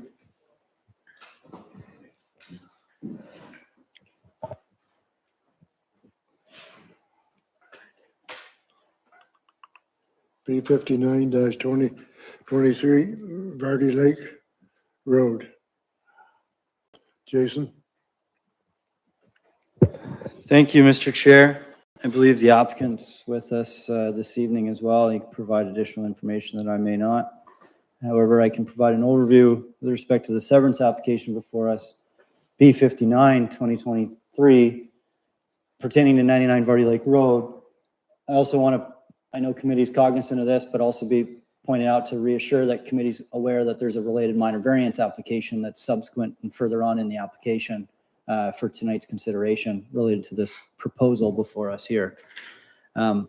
Essentially, the parcel that's currently being developed with a single family dwelling identified as a house on the sketch is proposed to be subdivided into two separately conveyable land holdings. The parcel lacks sufficient road frontage on Verde Lake Road, which is a publicly maintained year-round road, as well as it lacks the parcel area requirement of 1 hectare that our official plan sets out. Our zoning bylaw sets out as the minimum lot area requirement. Our official plan contains policies, and they're contained within your staff report before you, that speaks to the appropriateness of lot creation should the parcels that are being considered maintain a minimum of 0.5 hectares in area. So 0.5 hectares is approximately 1.25 acres. And this proposal seeks to create two 0.7 hectare parcels. So aligned with those policy considerations of the official plan, the recommendation before the committee is that they approve, subject to a hydrogeology study and an assessment of appropriate sewage suitability on both the severed and retained parcels to confirm that they can adequately support one another in what would be developed as single family dwellings on those parcels. The road frontage requirement is a unique in this situation. And I'll just very quickly provide an overview. I know I'm straying into the minor variance application, but I want to provide it at this time because I know the two are directly related. All the lands to the north of the subject property are provided access via a private road. Forget the road name. It's A to Z Verde Lake Road, I think. It's a private road. That private road actually transfers and is owned by this property owner. So it's along that easternmost portion of this subject property. And it maintains, this property would maintain approximately 152 meters of road frontage on that public road that provides access to those land holdings in behind or north of the property. So there's official plan policies that speaks to lot creation on privately maintained roads. And it's essentially stating that our official plan recognizes that lot creations can occur on privately maintained roads, but they can't be used for anything, or they can't be extended. They can only occur as an infilling type of situation. I just mention all that because it's kind of applicable in this situation, but it's really not, because we're applying 33 meters of road frontage on the public road. There's not been confirmation provided from the applicant as to where they may want to put a driveway for the retained severed parcel or retained parcel, depending on what you call. However, that road frontage is sufficient from a frontage perspective to provide that driveway access out to the public road. Secondly, our Public Works Department reviewed this application, and And I bring that up because it's important to give consideration to the Public Works Department when we're talking about reduced road frontages for lot creation. Road frontage requirements are typically instilled in the rural context to ensure that you have enough frontage for access out to a publicly maintained road, as well as enough separation distances between driveways so that you have safety and sight lines that are applicable. In this situation, there was no concerns raised from our Public Works Department relating to the reduction in road frontage and the double driveways that may enter off of Vardy Lake Road, which is the publicly maintained road, because essentially the road terminates at the boat launch just immediately west of the subject property. So the speeds and the vehicle traffic on Vardy Lake Road are not of concern.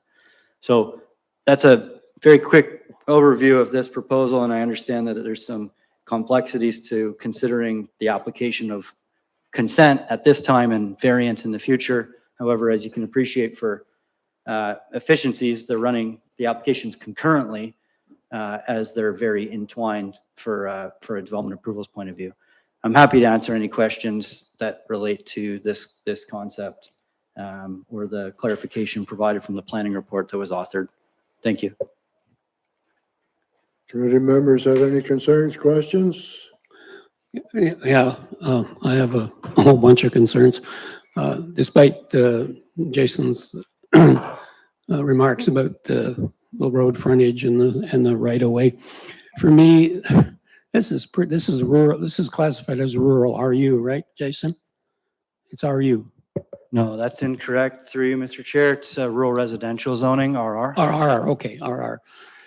So the requirements under RR are still 1 hectare and 60 meters of road frontage. That's correct? Okay. That's correct. Okay, so the severed parcel then is undersized. It also doesn't have the required road frontage. In addition, the retained parcel is undersized and doesn't have the required road frontage. So I just can't get my head around, approving something like this. And the other concern, which I'll just throw in, the severance sketch itself, it is hand-drawn, unfortunately. And being a surveyor, when I was out there, I could see that there's something not right with the sketch is not at all accurate. It doesn't accurately show the conditions on the ground. That's just a concern. However, my main concern again is the fact that both severed and returned parcels do not agree with the zoning provisions. Yes, Marilyn. I'm inclined to agree with Dieter that the sketch doesn't really give me a good picture. And I'm looking at the particular measurement of 24 meters. And it goes from part 5 and part 3, which is that then that laneway. And so it's going to the far side of the laneway. And this gentleman owns that property. But can you really include that? Because are there not other people using that laneway? Therefore, how does that work? Through you, Mr. Chair, it's a great question, Member Fenwick. Yes, what's identified on that sketch is part 3, part 5, being the private lane known as A to Z Vardy Lake Road. They are owned by the property owner that's proposing this application. So they are truly representing what that easternmost would be the side yard setback.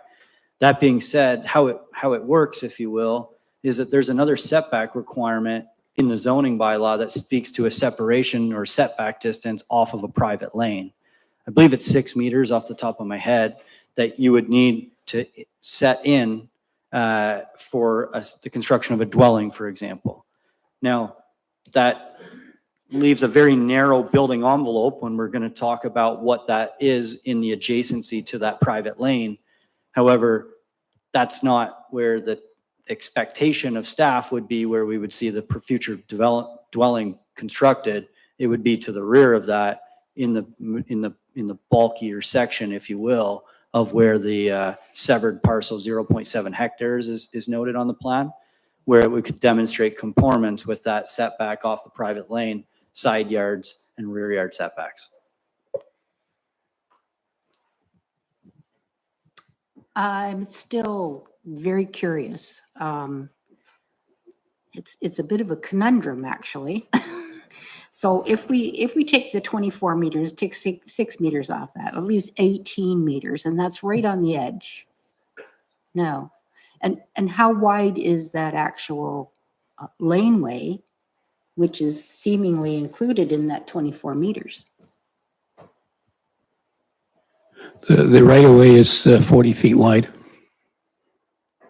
How many meters is that? 12.2 meters. 12.2. So we've got to take 12.2 plus 6 off that 24, which leaves this much space to come from the main road to that 0.07 hectare part, which really leaves a narrow space between the corner of the lot, which already has a house on it, to that lot at the back.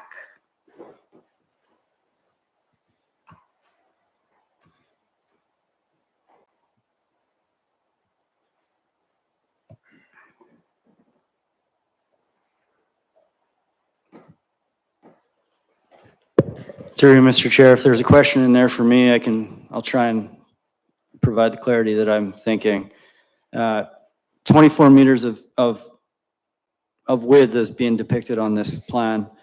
12 plus or minus 12 meters of a right-of-way width, plus or minus 6, not plus or minus 6 meters of an offset or setback distance off of that. 18 meters is what that equates to off that easternmost property line. So 18 meters and off of 24 is 6 meters. 6 meter is sufficiently wide enough to provide a driveway access to get to the rear portion that would be considered the developable area of this parcel.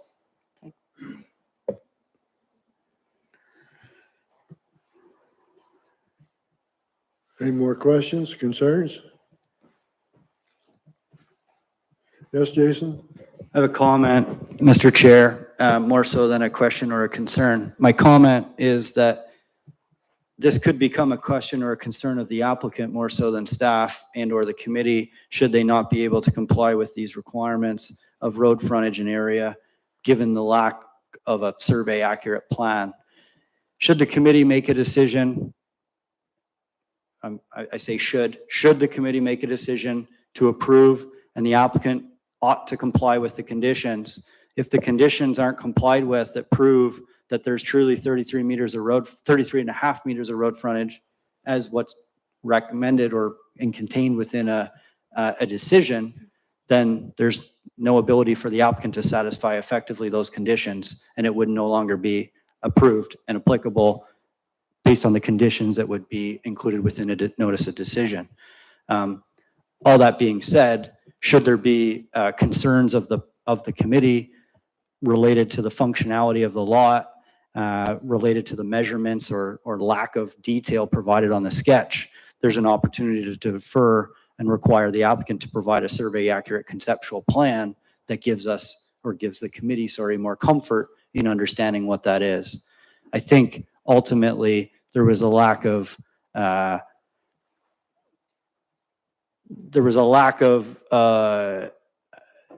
interest from the applicant in completing an additional survey accurate sketch before getting the committee's initial consideration of this application, given the fact that it's a rural context, as Mr. Eberhardt pointed out, and that there may be some concerns related to the committee's support on this application.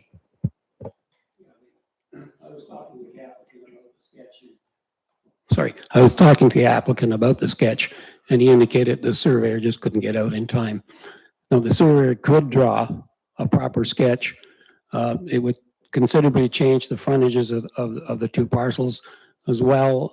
It would be more of a number of jigs and jogs to get by the house with the 5 meter setback. Regardless, still not going to change the areas or the areas or the frontages to compliance. So again, even if there was a proper sketch done, it still won't change my concerns about the area and the frontages.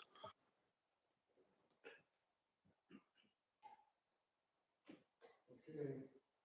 I need a motion either to approve, to deny, or defer. I'll make a motion to deny. I'll make a motion that we deny the application. Seconder? Monroe? Any further discussion, concerns? Oh, Brandon? Yes? Sorry, say something?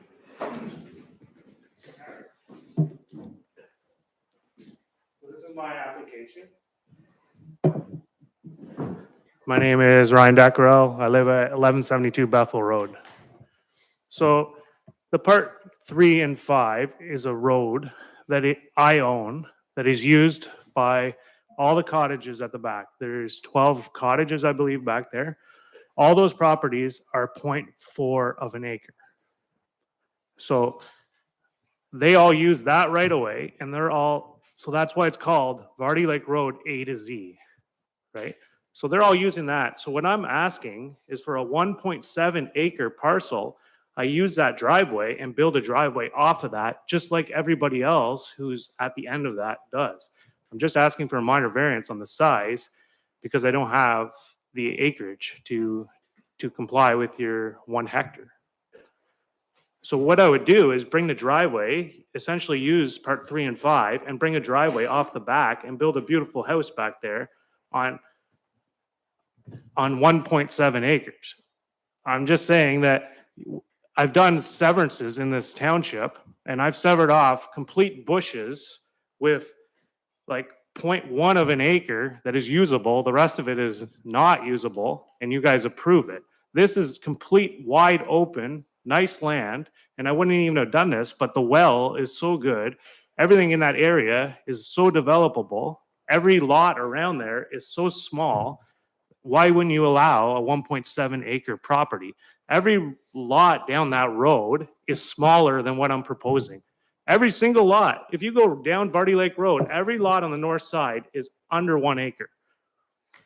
Everything in that area, everything along Vardy Lake is all under half an acre. Every lot in that area is under half an acre. So I don't understand why 1.7 acres isn't good enough for you.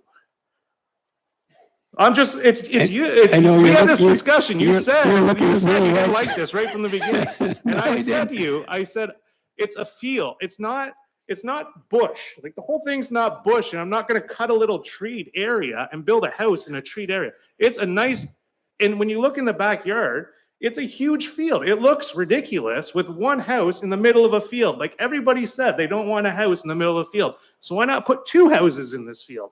It's 1.7 acres and 1.7 acres. It's not crazy. And right, it's simple for me. It just doesn't comply. I realize that all this, it's not my opinion. And the bylaw says 1 hectare and 60. I do not like this application. You just said I do not like this application. That is your opinion. No, it's not. Sorry. It's not my opinion. This thing not working? Hopefully not. Hi, Bob. I'm good. It's not working. It's not working. I don't like it because it doesn't comply to the zoning regulations.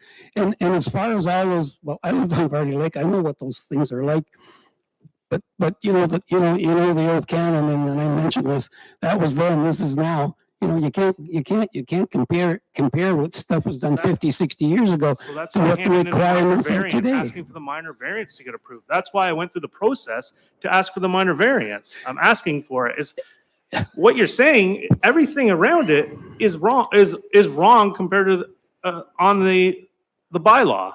Everything around it. Well, so I'm asking for a minor variance for that 1.7 acres. And if I could, we got a motion on the floor.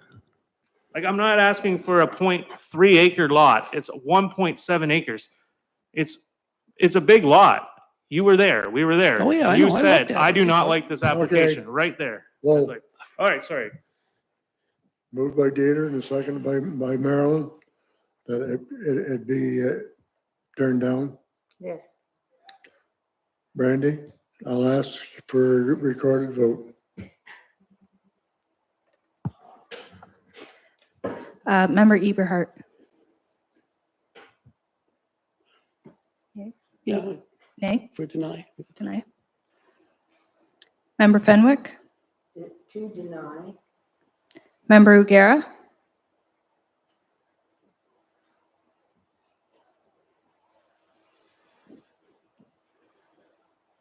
I'm gonna say yeah.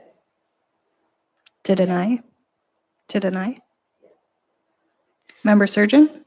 Yes. No. Okay. To deny? No, I want to deny. Yay is it? I'm approved. I'm approving. You're approving their motion. No. No. I'm opposed to this motion. Yes. Oh my. And Member Clancy I'd have to say yes. to support the motion on the table? To deny? To deny the application? No, I deny that in the application. So that's passed. To deny. Pardon me? That's passed to deny the application. So how do I appeal this? No. Okay. Okay, the next one is B 62-2023 Academy Street. Numbered company. Jason?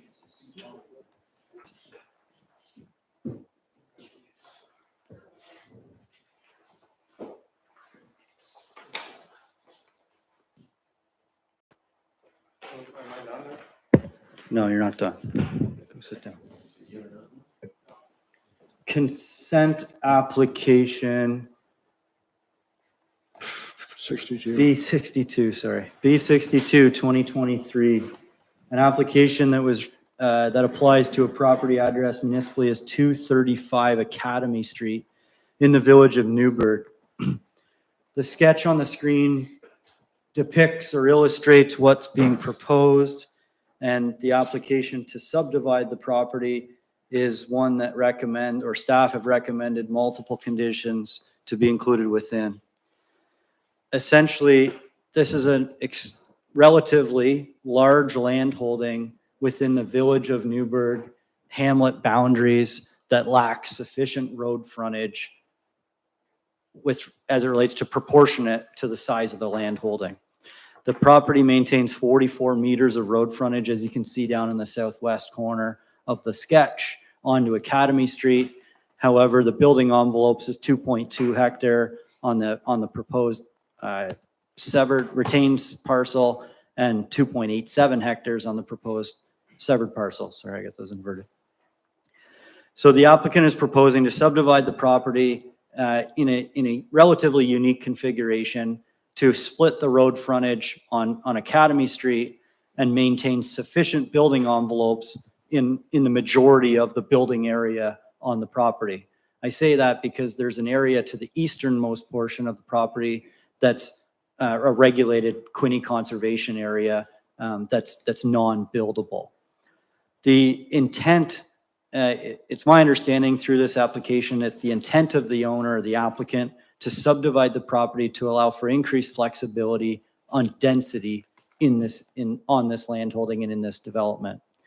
The proposal is to maintain one access and one driveway to get into the greater developable area that's north of the existing single-family dwellings fronting Academy Street. And I believe that entrance or driveway has been successfully installed as of last week.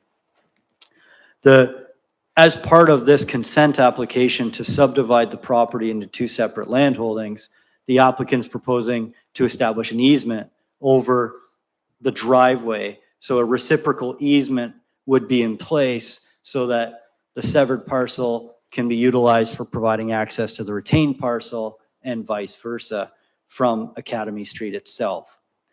In the opinion of staff, this is an effective way to facilitate intensification and development in a hamlet on a large tract or a large parcel of land that lacks road frontage. The recommended conditions that are before the committee this evening are consistent with what the committee has seen on other applications with regards to hydro-G studies, appropriateness of water, potable water, et cetera. But the one condition, which is condition 6, that I want to bring the committee's attention to, is a condition for rezoning. And just before us on the previous application, we had a somewhat similar application that saw a reduction in proposed lot area and a reduction in proposed lot frontage that was or is concurrently being processed. And you'll see later on in the agenda a minor variance to recognize or attempt to support that reduction by the applicant. This application is different in the sense that the condition that staff have drafted for your consideration this evening in condition 6 states that the applicant shall rezone the proposed severed and retained parcels to a site-specific hamlet residential zone to facilitate appropriate design, appropriate performance standards that would respect and regulate future residential development. Why there's a difference from a minor variance application on the previous and a rezoning recommendation on this application is because the zoning that applies to this landholding, in the opinion of staff, isn't appropriate for the property. The subject property is located within a rural zone. Well, a rural zone isn't what we would typically zone landholdings in settlement areas, specifically hamlets. So we as staff want to see this application be rezoned so that we have better refined performance standards that are applicable to all the other properties around this property in the hamlet of Newburgh, and also through that process recognize the reduction in proposed road frontage. The key difference, of course, for the committee and those of us in the public that may be unaware, is that council of the Township of Stone Mills is the one who makes a decision on zoning bylaw amendment applications as opposed to the Committee of Adjustment. So the Committee of Adjustment was considering an application this evening for the lot creation and the proposed severed and retained parcel configuration. However, council ultimately would have the final say on this application given the drafted inclusion of a required rezoning application. And as we know, if the application is not successfully rezoned within that time period, the conditions aren't satisfied, the consent would fail, and a certificate wouldn't be issued. So I just wanted to provide that greater context as to why this is somewhat different than the previous, and I'm happy to answer any questions of the public and or committee to that end. Jason, I need some clarification about the frontage. In your report, and I'll just quote here, according to the Township of Stone Mills official plan approved by the County of Lennox and Addington on November 8th, 2023, the subject lands continue to be designated hamlet. Is that correct? Okay. And it's also, the property is also zoned rural, right? And I was reading from Jake Detler's report, because it's zoned rural, he indicated that the frontages are supposed to be 60 meters. So which one takes precedence here? Because that has to do with them, because you're going to need a minor variance for the frontage. So there's quite a difference in variance between 45 and 60. So the subject property is currently zoned rural. That's accurate. The current zoning requirement for frontage in a rural zone is 60 meters of road frontage. This parcel is considered a legal lot of record in the sense that it doesn't comply and it's never complied with that frontage requirement. Okay, what about the hamlet designation? I mean, you said it's designated hamlet, and under hamlet, the frontages are 45 meters, right? So through you, Mr. Chair, I confused, think we're getting confused on hamlet designation and hamlet zoning. Hamlet zoning requires 45 meters of road frontage, but a hamlet designation doesn't contain that level of specificity. A hamlet designation just says that this is what we've denoted as being our settlement area and where we want to drive intensification. from a use point of view, but it doesn't spell out what the specifics are in terms of frontage.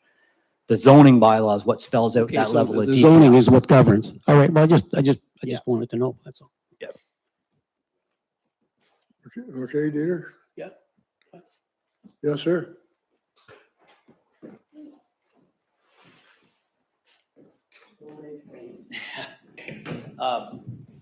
My name is Dennis Kerr, and I live on the property to the south of this 27-acre odd property.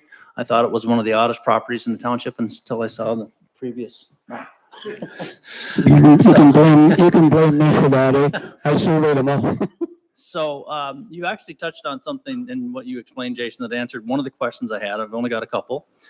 It's in the last sentence of the letter we all received as neighboring property owners, and it says, given the location of the proposed access from Academy, reciprocal easements are anticipated. And I wanted to know what that was. I'm going to tell you what I think I heard you say, and that is that the driveway that you've already started is going to be effectively the property line between the two resulting parcels if this is successful. And the easements would be that each parcel shares the driveway to provide the access. Am I right in interpreting you? Yeah. Okay. Yeah, through you, Mr. Chair, yeah, that's absolutely correct. I just think it's easier to point it. Yeah. The parcel line, the subdividing parcel line is supposed to be that thick black line. And these lighter lines on the adjacent side, on each side of it, are proposed to be what the extended easement would be. Okay. So I didn't, that was my question. What's the easement you're talking about? It's that they'll share the driveway. They'll share all The road, the road. to there, and they can go. Okay. If I live, if someone has a house here, I could go on that side to that line. Yeah. And one of the more important questions that I had that Emil actually answered for me, because he's been very open with me as I've asked questions in the last month or so, was why would you take this strange piece of property and make it even stranger? And the answer he provided was that it has to do with his plan, and that is to do 10 units, and that the water approvals, whatever they are, I don't know them, but you can only get 5 on a well or something. So you need 5 on one parcel and 5 on the other. And that is the fundamental driver for parsing this into 2 pieces. That's, yeah. So. Through you, Mr. Chair, I can provide a bit of clarity on that, not knowing what the exact specifics of this are, but yeah, in the rural context, in unserviced lands in the rural area where we use private septic systems and wells, the Ministry of Environment sets an upset limit of 5 dwelling units. Anything more than that on a single parcel of land necessitates a whole different subset of requirements. Similarly, with septic systems are capped at a 10,000 liter a day effluent discharge number. So they don't get into like the water side number of units, they get into just the flow numbers. So if you exceed that number on a parcel, you need a different approval set. So by subdividing a property, you allow yourself different abilities to stay under different rules on water and sewer front, private water and sewer fronts, depending on what might be considered to be built. Yeah. Okay. And what was the other question? Oh, and so in terms of the rezoning, that would be, I think it was condition 6. That would mean that the parcels would, if everything proceeds as it wants to, is planned to, they would go hamlet residential. Is that what they'd end up as, the 2 pieces?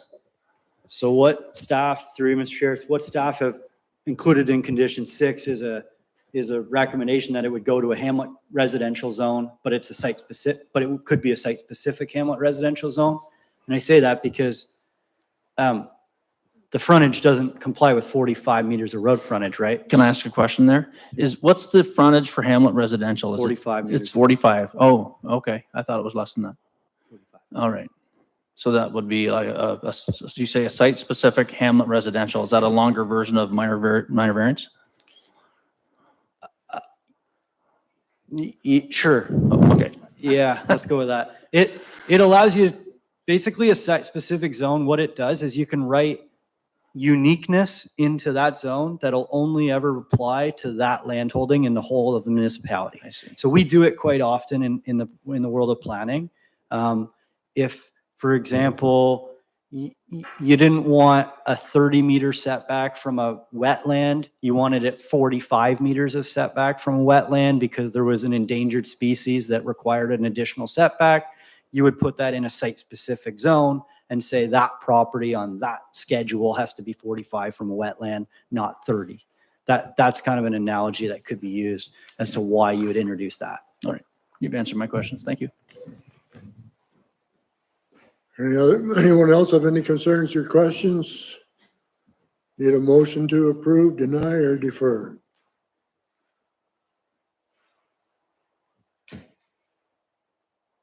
Don't everybody speak at once.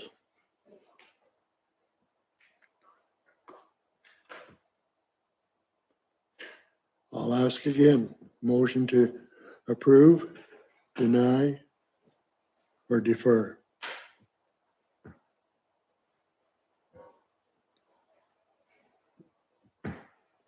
Well, I guess we're not going to get very far on this one. All right, I'll make a motion to approve. Moved by Dieter, motion to approve. Do we have a seconder? Seconded by Aaron. Any further discussion? All those in favor? Denied? Not in favor? I'm sitting on the fence and I shouldn't be, but I feel that way. Motion's carried.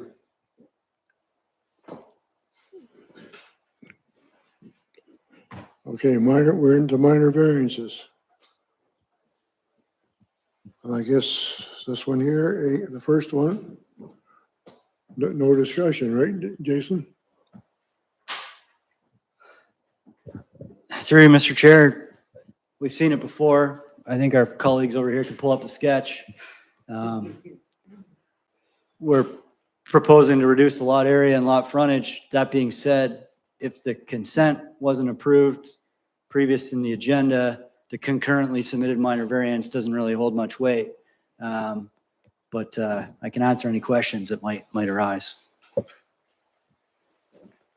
Yes, Bob? What is the next, if you want to apply again, do something, is there a way you can get that? Through you, Mr. Chair, what I expect will happen is that the applicant will appeal the decision of the committee this evening to the Ontario Municipal Board, which has been, the Ontario Land Tribunal, it's formerly known as the Ontario Municipal Board. The report this evening by staff and all technical review agencies is to support the application. So I suspect that I personally will be subpoenaed as a registered professional planner to support the applicant through this process of approvals and represent them on behalf of this project at the Ontario Land Tribunal. And the municipality will be required to, on behalf of the Committee of Adjustment, defend themselves through the hiring of an external registered professional planner and municipal solicitor. I don't know if the applicant has the ability to rejig and reconfigure. They do. They could do so and resubmit. However, that's really those would be, in my opinion, the two options for the applicant as to the way they would proceed forward based on what decisions have been rendered this evening. Can I just say one more thing to Dieter? It's nothing. All right. So I wasn't even going to do anything here. I was just going to leave it as a 1.4 hectare lot. But there's a building permit at the end of my road that I own on a 0.4 acre property, and he's building a brand new house that's not waterfront. It's just a 0.4 acre lot, and he's putting a house there. I'm just saying, he doesn't even own the right of way. He's taking my right of way and he's building his house. He doesn't even have a driveway. His driveway is the end of my right of way. So that's the only reason I applied, is because I saw that it came in the mail. He added a minor variance. So I was like, well, if he's going to do all this off of the property that I own, then why can't I build a driveway off the property that I own? So the driveway is going to come, they're going to continue to own part 3 and part 5. That house will own part 3 and part 5. So essentially, that is their driveway.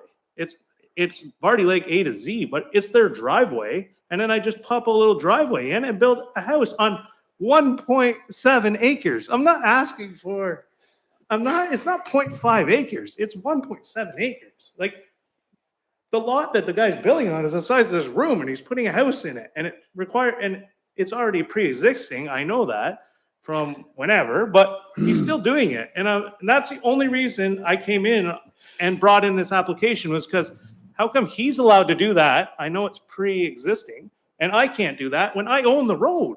Like, I just don't get, like, he doesn't even have a driveway. He's going to use my driveway as his driveway. Yeah, so like, I own the road to his driveway. Like, it just doesn't make sense to me why I am asking for a minor variance off of the official plan, but what I'm asking for is not ridiculous. It's not crazy. And if you want a proper sketch, I can get Tom McDonald to drop the proper sketch and get that submitted. But I know we measured it out. All the numbers, it's not going to look exactly like that because I drew that before I started the house, but all the numbers work. I am 24 meters from the property line. I'm actually 29 meters from the property line to the corner of the house. I made sure I knew all those numbers, and I actually put it on the drawing. I know I'm not a sketch person, but that's what I came up with. So I'm not asking for, it's not a tiny little lot. It's 1.7 acres. No, well, two of the committee members agreed with you and 3 didn't. I mean, this thing about I went back and looked at that. I can't believe that they got a building permit to put something on that small lot. But again, that was then, this is now, it's a lot of record. Why can't we be more like then? Why do you have to hold that? It's a minor variance for 0.3 hectares. It's smaller, it's bigger than the property he's building on. The decision has been made. Let's carry on. I didn't bring my pajamas with me. So I'll appeal this. He's very good, actually. Yeah, I leave for Florida in a couple days. We're going to Florida. It just gets thrown out, right? You can't do a variance on something that we turned down.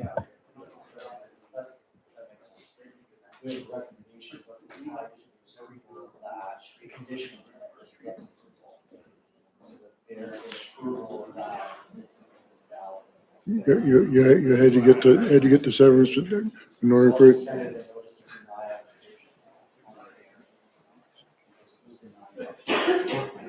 So do we need something in the minutes to state that it's null and void?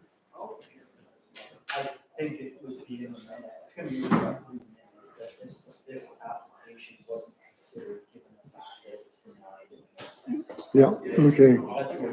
All right. That's the way I handle it. Okay, fair enough. Okay.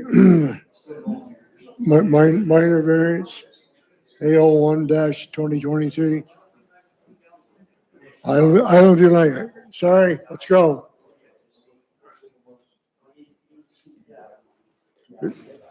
Is the applicant here for Island View Lane? Yeah. Would you join us, please?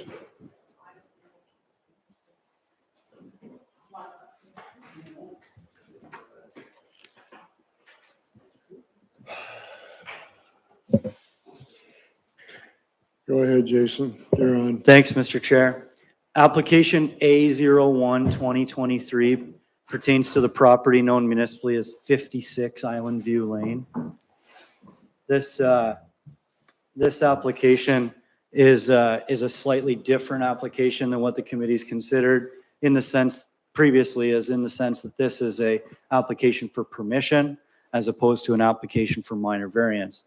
The permission application is applicable under section 45(2) of the Planning Act, as opposed to section 45(1), which applies to variances.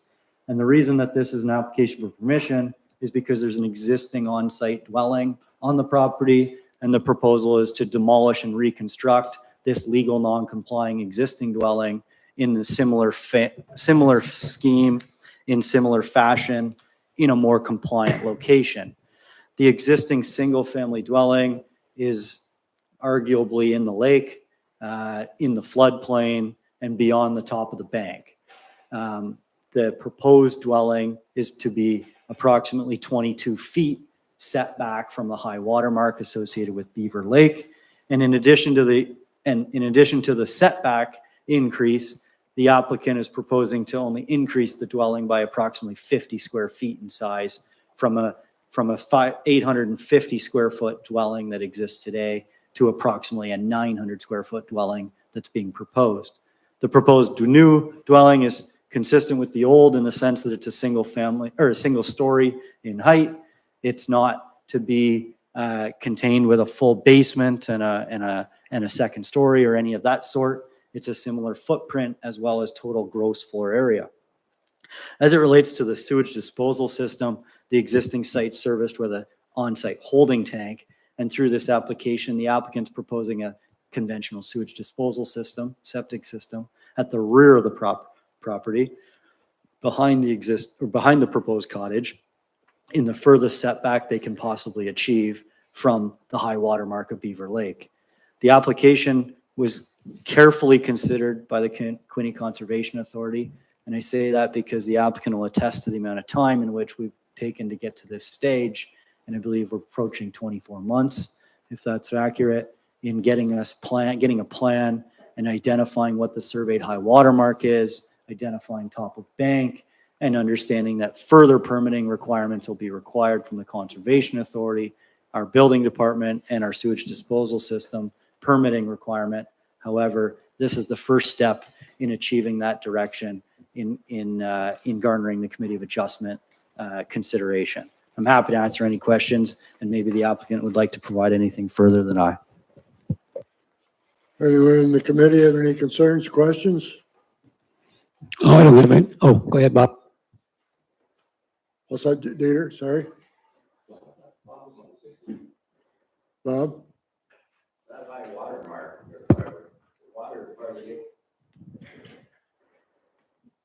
the water in Vardy Lake, or sorry, Beaver Lake would have to get awful damn high before any water is going to get up there. It's got to be 7 or 8 feet up to the level of land. Or from what I could see, what's been proposed is a big improvement over what's there. Well, I think so too. And with the installation of a proper septic system, I mean, that's got to be a plus, plus, plus for the whole damn thing. Yeah. Any question, sir?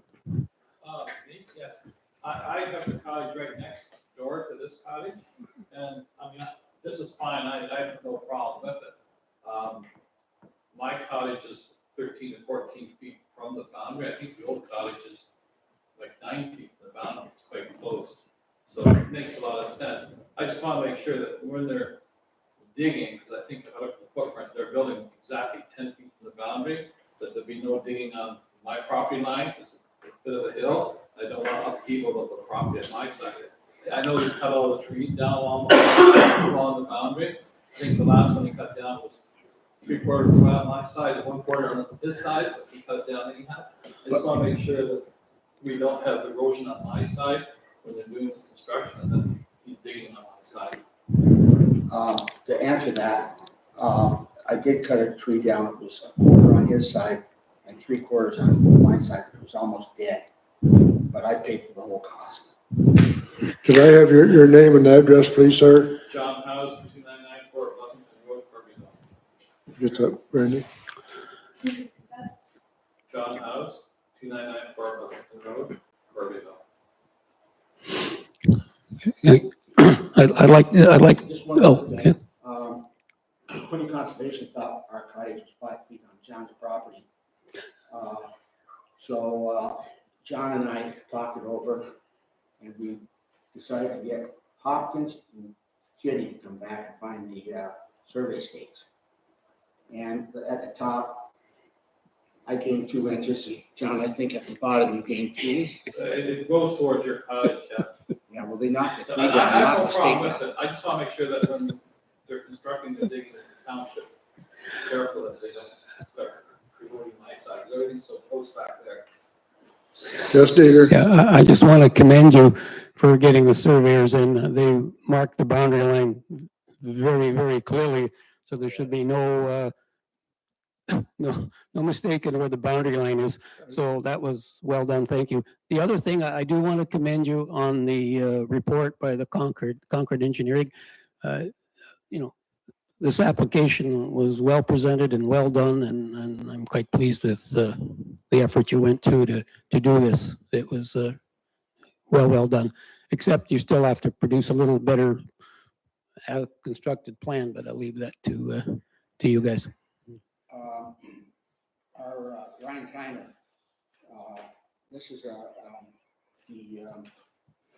excavation thing, and all excavation material, this is on his side of the property, all excavation material is to be stockpiled along the side of the excavation in piles of no more than 1.5 meters in height. Light duty silk fence must be installed in accordance with OPS drawing at the perimeters of the construction area to prevent any sediment from entering the water. But that'll all be put in when we demolish the fishing hut. Also, geotile landscape cloth with flat weatherhead bedrock. Everybody knows what weatherhead bedrock is back on town. To hold a flat bedrock, to hold the cloth down, and it'll be covered with a 5-inch to 8-inch riprap stone. Also, down here, the silt fence is not to be removed until all disturbed vegetation around the site has been reinstated. That has gone to green conservation. Okay. Well done. Need a motion to approve? I'll make the motion to approve. Moved by Bob, seconded by Dieter. All those in favor? Carried. Good luck. You're on your way. Just one more comment. Yes, sir. The chair is supposed to hear in Denver.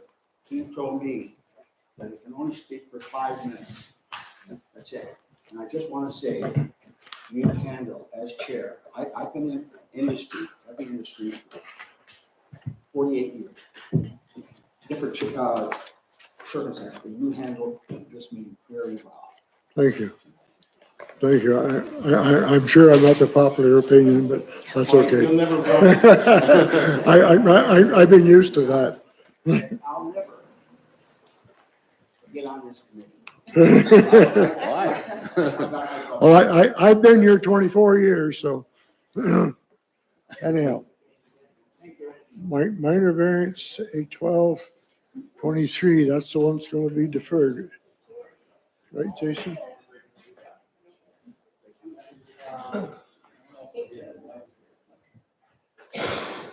Application A12-2023 applies to the property addressed as 130 North Beaver Lake Road. The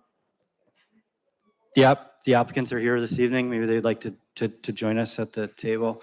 The recommendation, staff haven't authored a planning report to summarize this application at this stage because the recommendation of the Conservation Authority is that an updated plan be received from Hopkins Chitty, or Clancy Hopkins, sorry, related to the extent of the floodplain.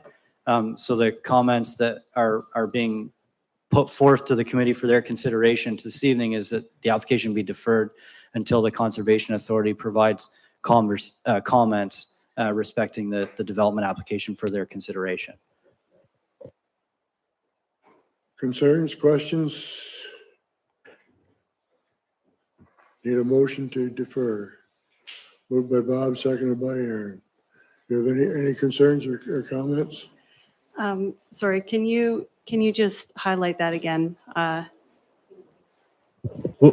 So you're waiting for. We'll send you comments from the Conservation Authority, if you haven't received them already, Okay. that speak to what specifically they want delineated on the Hopkins sketch for floodplain. Okay. And once they get that, they'll be able to provide their recommendation to us as a whole, including staff as well as committee for consideration. Okay.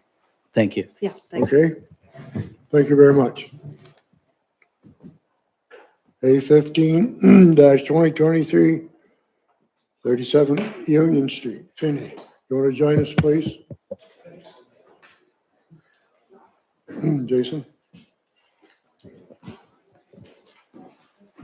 Thank you, Mr. Chair. A15, 2023, understanding that Mr. and Mrs. Finney have joined us here this evening. The unfortunate reality of sitting through tonight's meeting is that the recommendation is consistent with the previous and that's to be deferred based on the comments that we had received from Conservation Authority, very similar to our application at Beaver Lake.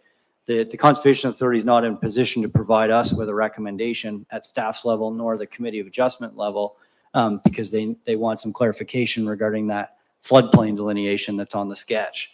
So until that time, we'll make sure that we provide those comments and make sure that that's outlined if Quinny hasn't already directly.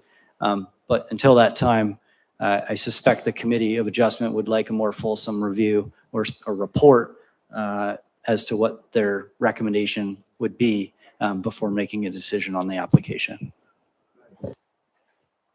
Questions? Yeah. No, yours is no. Press that. How's that? Press the silver one. That's right, yeah, I got it. Cheers, Bob.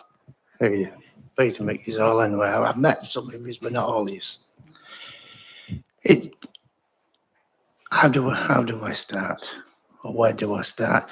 What it is, I appreciate Quinty conservation, but I've actually been face to face with Catherine Sinclair. And this is going back now probably nearly 18 months. And as Jason knows, that I wanted because I've got an RV on there, I actually wanted to put something over it to stop the weather because I've already had damage with the weight of the snow on the trailer. So, yes, Quinty, Catherine, she was more than happy to give me the permit, as I think you know, Jason. She was, but she had to ask you about it or consult you.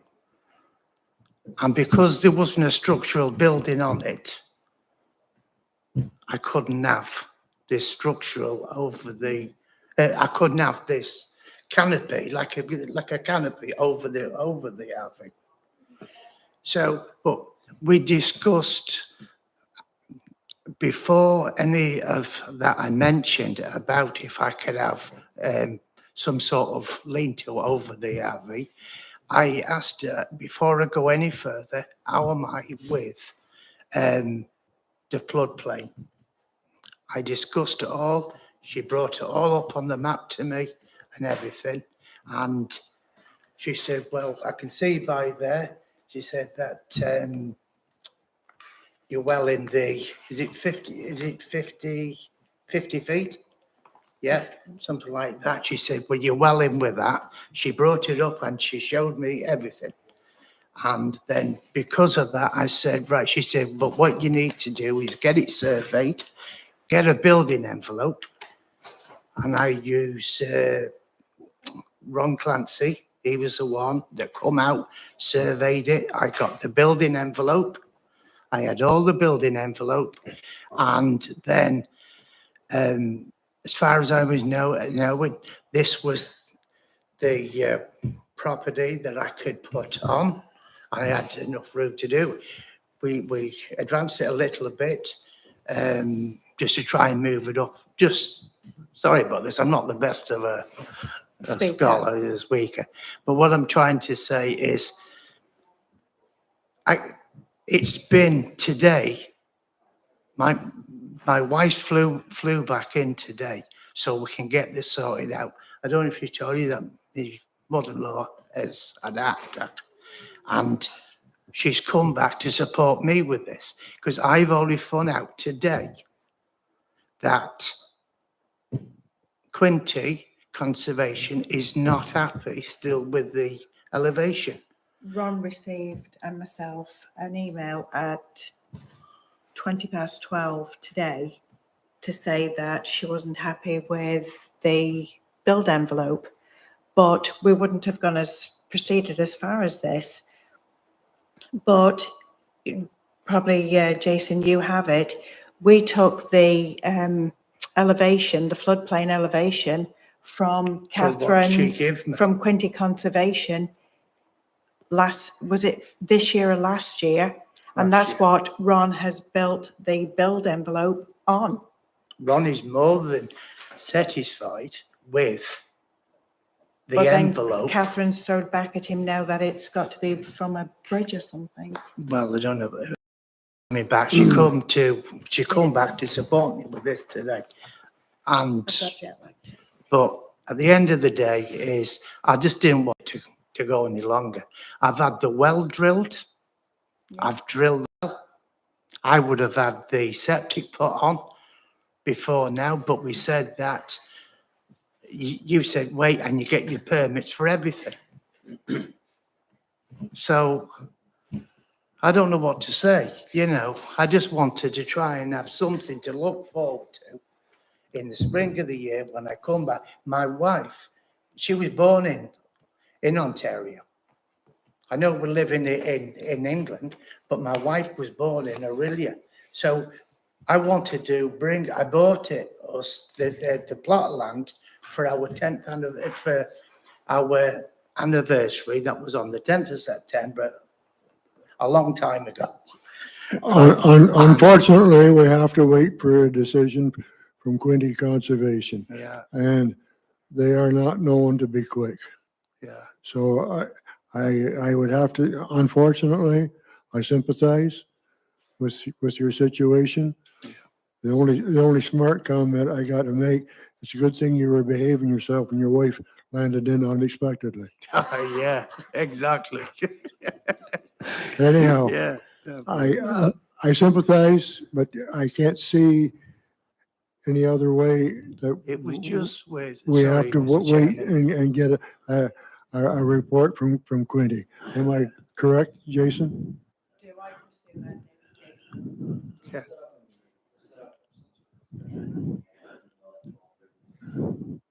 Can I make one observation, please? As I understand it, Quinty's not happy with the floodplain line that Ron put on the plan or something like that, right? And just be finished. Yeah. The Quinty apparently does have an elevation for the flood line for that part of the river. And I'm just projecting I think maybe they may want the survey to go out there and actually mark out the physical location of that contour line and put it on his map. He come back out again. He's done it twice because he said I can't understand why she wasn't happy. Okay, but on the plan that he has now, he says the floodplain contour per Quinty Conservation aerial photography. So he just copied it off an aerial photograph. He hasn't, I don't know if he's actually gone on the ground with the levels and actually marked it out. He has, though, yes. Okay, so he should be producing another plan for that. Yeah. I mean, maybe that's maybe what they're looking for. Yeah, well, I had all of that done. Okay, I need a motion to defer. Moved by Aaron, seconded by Merrill. All those in favor? Carried. Sorry. No. Okay. All right, thanks anyway. Our hands are tied. I know. Conservation Authority. gives I you know, I permission. understand. That's the one that requires No. Yeah, as I said, know, just for the minutes. the One more thing, Chairperson. I didn't know that she was. We didn't tell her that she was. He's a character. He's a Well, that's what Just a motion to table it. that's what I was. Dad's a character. We're both The fighting. item, that item, He's mine to work with. or A16, we tabled. Dana, We've given. Dana, We've the given meeting's a lot not over. Let's go. We've given a lot of separates on Bethel Street, or on Cutler Road. He's got a lot of separates. He owns a lot of lots. Do you want me to read the motion? Yeah, go ahead. So Let me jump in quickly. Just in order of business, application A16 2023, the minor variance application of Ryan Dackerel related to the consent application that was decided upon that wasn't successful.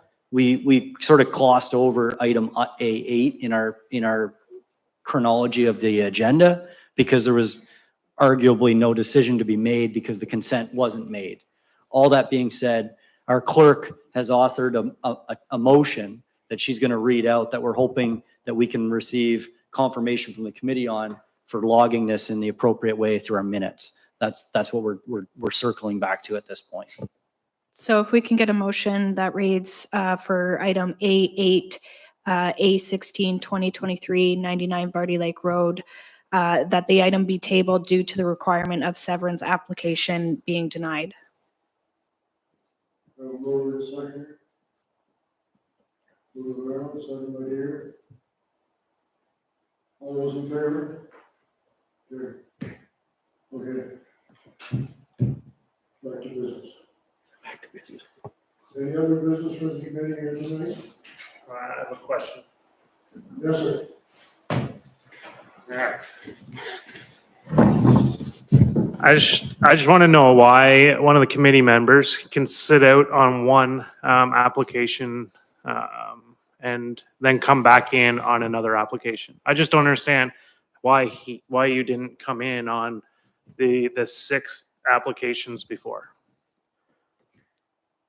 I'll let that committee member answer that question. Well, I just. You're asking me why I declared a conflict of interest? Is that what you're asking me? No, and I don't care. You don't have to tell me why. Is that why you had conflict of interest? I think he came in after we declared the conflict of interest. Yeah, I declared a conflict. I declared a conflict of interest on the Robinson Road service severances. Okay. I guess that's all I got. I can talk to you about that at some time. At No, length, I don't if need you to. want. I don't need to know. I just was wondering why you came back in and then said no to me, but you sat out on the other ones. I'm just wondering why. But it's fine. I'll go through the rate. Anybody have anything else for the committee? I need a motion to adjourn. Moved by Aaron, seconded by Bob. All those in favor? Whew, thank you.